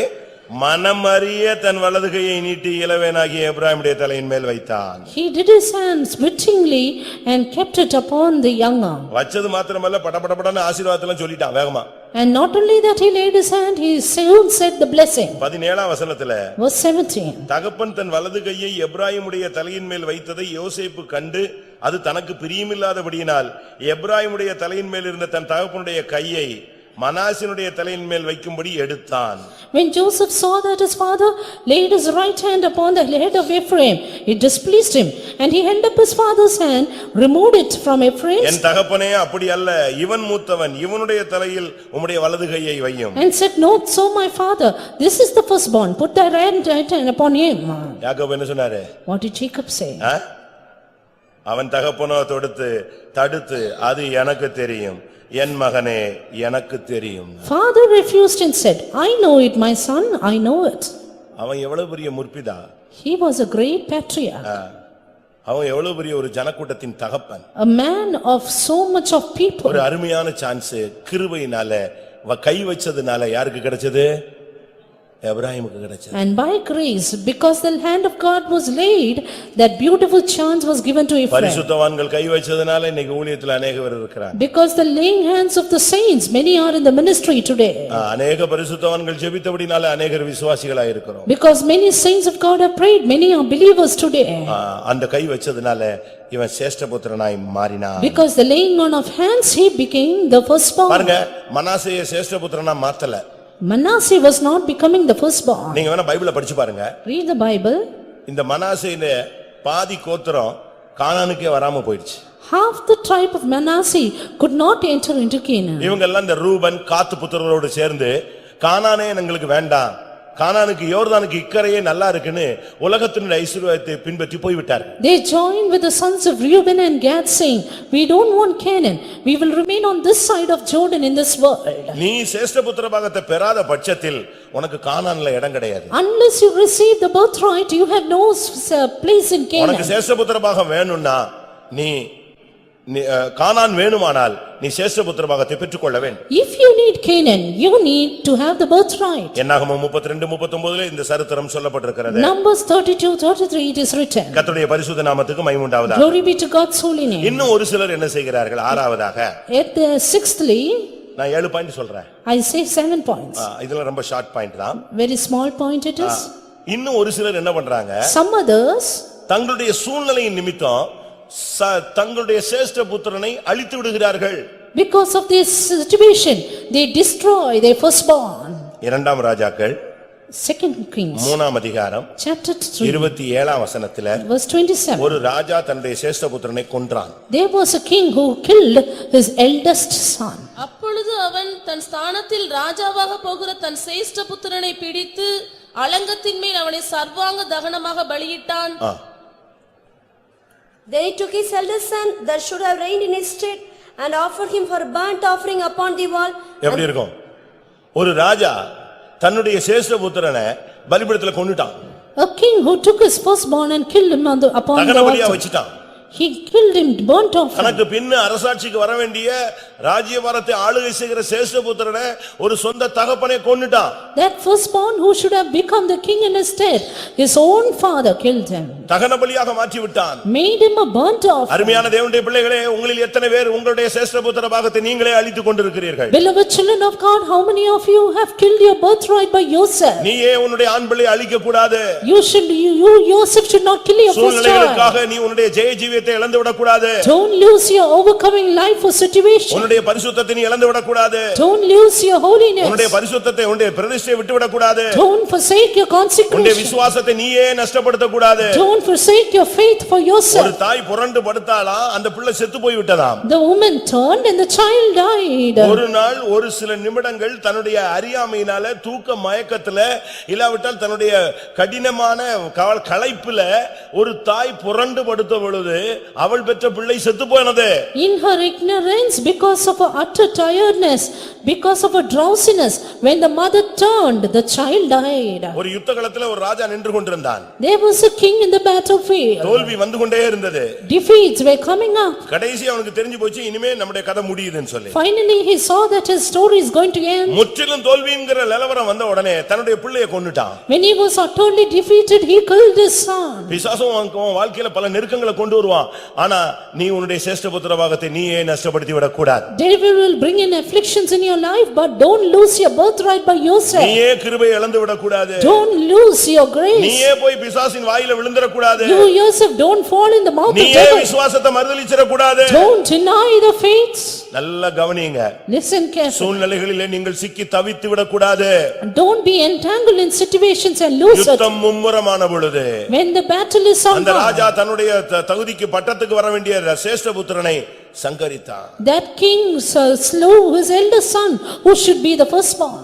ரூபன் தன்னுடைய சேஷ்டத்தை இழந்தான். Reuben lost his birthright. இஸ்மவேல் இழந்தான். Ishmael lost it. ஏசா இழந்தான். Esau lost it. யோராம் இருந்தும் அதை அனுபவிக்க முடியாமல் செத்தான். Jehoram had but could not enjoy. Ephraim அதை காத்துக்கொண்டான். Ephraim kept it. ஆனால் ஒரு சிலரோ தன் சேஷ்ட புத்திரத்தை அவர்களை அழித்து விடுகிறார். But there are a few who destroy by themselves. கடைசியாக Finally, சிலருடைய சேஷ்ட புத்திரத்தை கர்த்தரே அழிக்கிறாரு. the Lord himself destroys the birthright of some people. இதுதான் ரொம்ப கொடூரமானது. This is very bad. ஆண்டவரே சேஷ்ட புத்திரனை கொன்னுறாரு. The Lord himself killed the firstborn. ஆண்டவர் சொல்றாரு, The Lord said, என் சேஷ்ட புத்திரனை நீ அனுப்பலன்னா உன் சேஷ்ட புத்திரனை நான் காலி பண்ணிடுவேன். if you will not send away my firstborn, I will kill all your firstborn. யாத்திராகமம் 4 அதிகாரம் 23 வசனம். Book of Exodus 4:23. 4:22-23. 4:22-23. அப்பொழுது நீ பார்வோனோடே சொல்ல வேண்டியது என்னவென்றால், இஸ்ரவேல் என்னுடைய குமாரன், என் சேஷ்ட புத்திரன், எனக்கு ஆராதனை செய்யும்படி என் குமாரனை அனுப்பிவிடு என்று கட்டளையிடுகிறேன். அவனை விடமாட்டேன் என்பாயாகில் நான் உன்னுடைய குமாரனை உன் சேஷ்ட புத்திரனை சங்கரிப்பேன் என்று கர்த்தர் சொன்னார் என்று சொல் என்றார். எப்படி இருக்கும் பாத்தீங்க? See நீ how it உன் is. சேஷ்ட புத்திரனை நான் அழிக்கிறதுக்கு நீ ஏன் உன்னுடைய சேஷ்ட புத்திரனை அழிக்காம இருக்கணும்னா என்னுடைய சேஷ்ட புத்திரனை நீ அனுப்பிவிடு. And you will destroy my firstborn if I don't slay your firstborn. இது நிறைவேறிச்சா? Was this fulfilled? யாத்திராகமம் 12 அதிகாரம் Exodus 12, 29 இல்லாட்ட 27 வசனத்துல பாருங்கள். 24 வசனங்கள்ல 27 or 29? 12:29. 12:29. நடுராத்திரியிலே சிங்காசனத்தின் மேல் வீற்றிருக்கும் பார்வோனுடைய தலைப்பிள்ளை முதல் காவல் கிடங்கில் இருக்கும் சிறைப்பட்டவனின் தலைப்பிள்ளை வரைக்கும் எகிப்து தேசத்தில் இருந்த முதற் பேர் அனைத்தையும் மிருக ஜீவன்களின் தலையீற்று அனைத்தையும் கர்த்தர் அழித்தார். கர்த்தர் அழித்தார். The Lord smote. எவ்வளவு பெரிய கொடூரமான ஒரு முடிவு. What a cruel end. நீ உன் ஜீவியத்தை காத்துக்கலனா கர்த்தரே உனக்கு எதிராளியாய் வருவார். If you don't keep your life, God himself will be an enemy. பெருமையுள்ளவர்களுக்கு தேவனே எதிர்த்து நிற்கிறார். God resisted the proud. தெய்வம் உன்னுடைய சேஷ்ட புத்திர பாகத்தை இழக்க வைக்க அவர் எழும்பி விடக் கூடாது. And God should not be the person to destroy your இந்த birthright. காலை வேளையில் சேஷ்ட புத்திர பாகத்தை குறித்த ஒரு தெளிவான அறிவை கர்த்தர் உனக்கு கொடுத்திருக்கிறார். This morning, God has given a clear revelation about birthright. நீ ஒரு சேஷ்ட புத்திரன். You are the firstborn. உனக்கு 2 பங்கு உண்டு. You have double portion. நீ பிறந்தது மாத்திரமல்ல, Not just by your birth. எல்லா சூழ்நிலையிலும் நீ அதை காத்துக்கொள்ள Even வேண்டும். all your situations should keep it. நான் என்னுடைய சேஷ்ட புத்திரத்தை காத்துக்கொள்ள வேண்டும் என்று எத்தனை பேர் வாஞ்சிக்கிறீர்கள்? How many of you desire to keep your birthright? இந்த சபை சேஷ்ட புத்திர பாகமுள்ள முதற் பேரானவர்களின் சபை. This is a church of the firstborn, the general assembly. இயேசு முதற் பேரானவர். Jesus is the firstborn. தாய் தகப்பனுக்கு ஒரு முதற் பேரானவர் மாத்திரமல்ல, Not just to his father and mother, சபைக்கும் அவர் முதற் but பேரானவர். church of the firstborn. மரித்தோரிலிருந்து எழுந்த முதற் பேரானவர். First begotten from the dead. உயிரோடு எழுந்தவர்களில் முதற் பிறந்தவர். First begotten of the dead. அவரை நாம் பின்பற்றுகிறோம். We follow him. நாமும் முதற் பேரானவர்கள். And we are the நாம் firstborn. எல்லாரும் சேஷ்ட புத்திரத்து பாகத்துக்குரியவர்கள். We are all meant for the birthright. முன்னையே இந்த சூழ்நிலையில் இந்த சபையில தேவன் வச்சிருக்கிறதுக்கு ஒரே காரணம், நீ சேஷ்ட புத்திரன். Just one reason for which the Lord has kept you in the church is you are his firstborn. சேஷ்ட புத்திரர்கள் எல்லாம் கண்களை மூடி முழங்கால் படியிடுவோம். All the firstborn, close your eyes, be on your N knees. சேஷ்ட புத்திர பாகத்தை காத்துக்கொள்ள வேண்டும் என்று விரும்புகிறவர்கள் உங்களுடைய கண்களை மூடி கரங்களை உயர்த்துங்கள். Those who decide to keep your birthright, close your eyes, lift up your hands. சேஷ்ட புத்திர பாகத்தை நீ ஒருபோதும் இழந்து விடக்கூடாது. Never lose your birthright. கர்த்தர் தான் செய்ய வேண்டிய காரியத்தை செய்து விட்டார். God has done that which he ought to do. அவர் என்ன செஞ்சிட்டாரு? What did he do? இந்த சேஷ்ட புத்திர பாகத்துக்கு பங்குள்ளவனா இந்த சபையில உன்னை பிறக்க வச்சிட்டாரு. He has made you to sit in this church as a partaker of his firstborn. ஆனா நீ இப்ப என்ன செய்யணும்? But now what you ought to do? எந்த சூழ்நிலையிலும் அதை இழந்து போகாதபடி அதை காத்துக்கொள்ள வேண்டும். Preserve it so that you may not lose it. எந்த சூழ்நிலையிலும் அதை இழந்துட கூடாது. Never lose it in any situation. ரூபனை அழகாக பிறக்க வச்சாரு. Reuben was born well. மாம்சத்தில் விழுந்து போன பொழுது அதை இழந்து போனார். When he fell in carnality, he lost it. பரிசுத்தத்தின் நிமித்தம் யோசேப்புக்கு அது போய்விட்டது. But for holiness it went to Joseph. இஸ்மவேலை பிறக்க வச்சாரு. He made Ishmael to born. ஆனா பரியாசத்தின் நிமித்தம் அவன் அதை இழந்து போனான். But for his mockery he lost it. வாக்குத்தத்தத்தின்படி Isaac பெற்றுக்கொண்டான். And Isaac received it by promise. தகப்பன் யோராமுக்கு அழகாக சேஷ்டபுத்திர பாகத்தையும் ராஜ்யபாரத்தையும் கொடுத்தான். Father gave the kingdom and the birthright beautifully to Jehoram. ஆனால் யோரான் சகோதரர்களை கொன்று போட்ட பொழுது கர்த்தர் எவனையும் கொன்று போட்டார். But when he killed all his brethren, the Lord killed him. எப்படி இருக்கும் என்று யோசித்து பாருங்க. Just think all this. ஏசாவை கர்த்தர் சேஷ்டபுத்திரனாய் உருவாக்கினார். The Lord made Esau the firstborn. அதை விற்று போட்டான். But he sold it. என்னத்துக்கு என்றான்? For what? அலட்சியம் பண்ணினான். He despised it. சீர்கெட்டு போனான். And he was profane. அது இஸ்ரவேலுக்கு போய் விட்டது. It went to Israel. Manasseh கர்த்தரை மறந்தான். Manasseh forgot God. கானான் வேண்டாம் என்று சொன்னான். He said, I don't need Canaan. எபிராயிமுக்கு அந்த வாய்ப்பு கிடைத்து விட்டது. But the chance was given to Ephraim.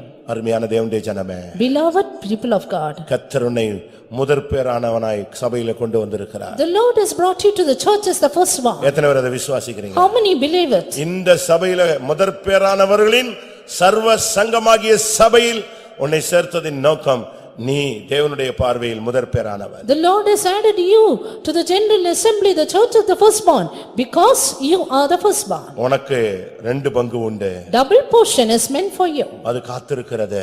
There is waiting for you. ஆமென். எந்த சூழ்நிலையும் அதை இழந்து போகாதே. Don't lose it at any situation. எந்த சூழ்நிலையிலும் உன்னுடைய சேஷ்டபுத்திர பாகத்தை, ஆண் பிள்ளையை, ஜெய ஜீவியத்தை நீயே அழித்து விடாதே. Never destroy by yourself that birthright, that man child for any எந்த situation. சூழ்நிலையிலும் கர்த்தர் உனக்கு விரோதமாய் எழும்ப அனுமதித்து விடாதே.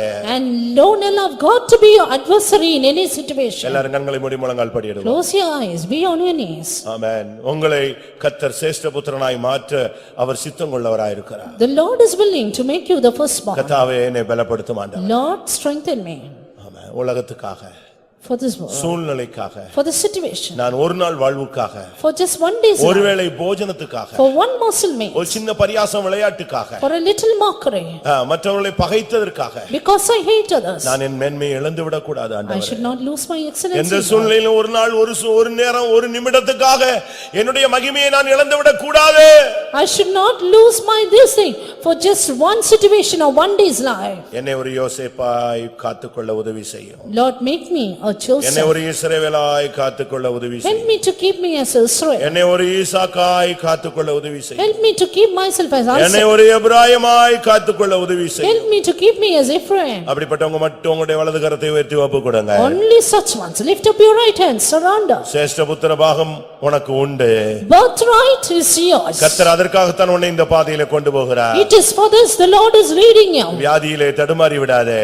Don't stumble in your sickness. வறுமையிலே தடுமாறி விடாதே. Don't stumble in the coming. அடிகள் மத்தியிலே தடுமாறி விடாதே. Don't stumble among beatings. சூழ்நிலைகள் மத்தியிலே சோர்ந்து போய் விடாதே. Don't be faint-hearted in எந்த situations. சூழ்நிலையிலும் மறுதலித்து விடாதே. Don't deny in any situation. உன்னை அழைத்தவர் உண்மையுள்ளவர். Faithful is he that called you. உன்னில் விசுவாசத்தை துவக்கினவர் அவர் முடிக்க வாஞ்சிக்கிறார். He who is the author of his faith want to be the கொஞ்ச finisher. காலம் பாடு அனுபவிக்கிற நீங்கள் நித்திய கன மகிமையை பெற்றுக்கொள்வீர்கள். He who endure affliction for a little season will have eternal weight of உன்னுடைய glory. அன்பின் பிரயாசத்தை மறந்துவிட தேவன் அநீதி உள்ளவர் அல்ல. God is not unrighteous to forget your labor of love. ஆமென். எத்தனை பேர் ஒப்பு How கொடுக்கிறீர்கள்? many of you will surrender? கர்த்தாவே சேஷ்டபுத்திர பாகம் எனக்கு அதுக்காக நான் பிறந்திருக்கிறேன். Lord, I am born for birthright. அதை நான் காத்துக்கொண்டு அதை நான் பெற்றுக்கொள்ள வேண்டும். I should keep it, I should get it. அதற்காக என்னை பலப்படுத்துங்க. எல்லாரும் வாயை திறந்து ஒரு விசை கூப்பிடுங்கள். Strengthen me, O Lord, open your mouth and cry out. ஒன்னு தெரியுமா? Do you know one thing? சேஷ்டபுத்திரனா என்னுடைய சத்துவத்தின் முதற்பலன். Firstborn is the excellency of my might. அப்படின்னா என்ன அர்த்தம்? What does it mean? அபிஷேகம் பெற்றவன் 1000 பேர் இருக்கலாம். There may be 1000 anointed ஆனா ones. அதுலயும் விசேஷித்தவனுக்கு தான் அந்த முதற்பலன்கிறது ஒரு நிறைவான ஒரு ஜீவன். But the firstborn have the fullness of life. நீங்க அத பைபிள்ல படிச்சு பாத்தீங்கன்னா அவன் என் சத்துவத்தின் முதற்பலன் சொல்லுவார். He is the excellency of my might. அபிஷேகத்திலே ஒரு டாப் அபிஷேகம் தான் முதற்பலன் அவனுக்கு கொடுக்கப்படுகிறது. The top anointing is given to the firstborn. எத்தனை பேர் விசுவாசிக்கிறீங்க? How many of you believe it? அபிஷேகத்திலே ஒரு உன்னத பலன். The highest anointing. அபிஷேகத்தினுடைய ஒரு உச்சி தான் சேஷ்டபுத்திரனுக்கு கொடுக்கப்படுகிற வல்லமை. Peak of anointing is the might of firstborn. எத்தனை பேர் விசுவாசிக்கிறீங்க? How many believe? எத்தனை பேருக்கு அது வேணும்? How many want it? ரொம்ப டைம் இல்ல, 2 நிமிஷம் டைம் தர்றேன். அதுக்குள்ள நீ சேஷ்டபுத்திரனானால் அதற்குரிய அபிஷேகத்தை பெற்றுக்கொள். Just 2 minutes, receive the anointing. Hallelujah. Minisakama haturaniara. Ei tibikadara haniara haturaniara. Amen. சேஷ்டபுத்திரனுடைய ஆவி இப்பொழுது இறங்கி வருகிறது. சேஷ்டபுத்திரனுடைய அபிஷேகம் இறங்கி கொண்டிருக்கிறது. முதற் பேரானவர்களின் சர்வ சங்கமாகிய சபையிலே உன்னை இணைத்தவர் முதற் பேரானவனுக்குரிய வல்லமையை உனக்கு தருகிறார்.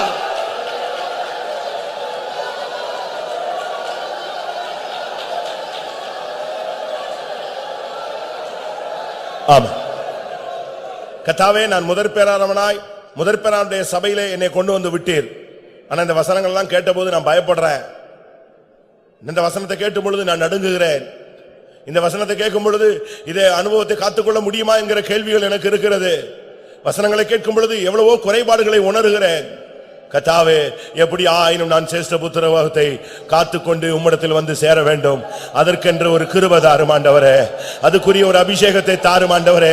அந்த யோசேப்புக்கு கொடுத்த வல்லமை, அந்த எப்ராஹிமுக்கு கொடுத்த கிருபை, அந்த ஈசாக்குக்குள்ள இருந்த ஜீவன், அந்த இஸ்ரவேலுக்குள்ள இருந்த வல்லமை இப்பொழுதே எனக்கு தாரும்.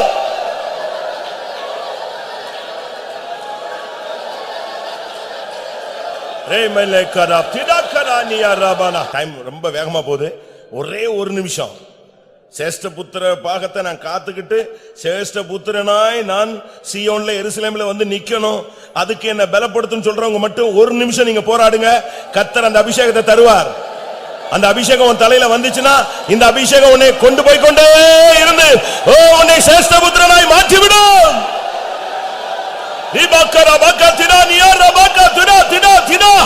கர்த்தாவே, சேஷ்ட புத்திர பாகத்தை காத்துக்கொள்ள பலப்படுத்தும்.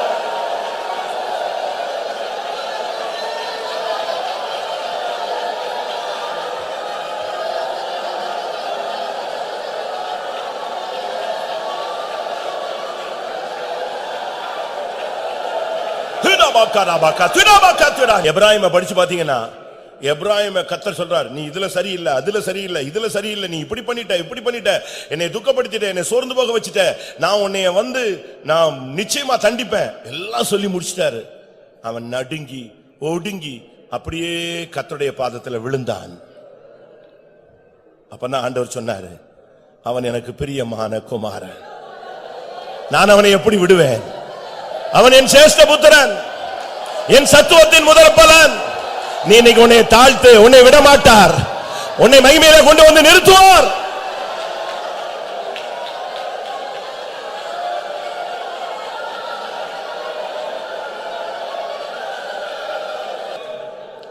சேஷ்ட புத்திர பாகம் பெற்றவர்களை, சேஷ்ட புத்திரர்களை, முதற் பேரானவர்களை சேர்க்க இயேசு வருகிறார். அதற்காக ஸ்தோத்திரம் பண்ணுவோம். அந்த நாளுக்கென்று எல்லாரையும் ஆயத்தப்படுத்த முடியாது. ஸ்தோத்திரம் பண்ணுவோம். ஜெபம்.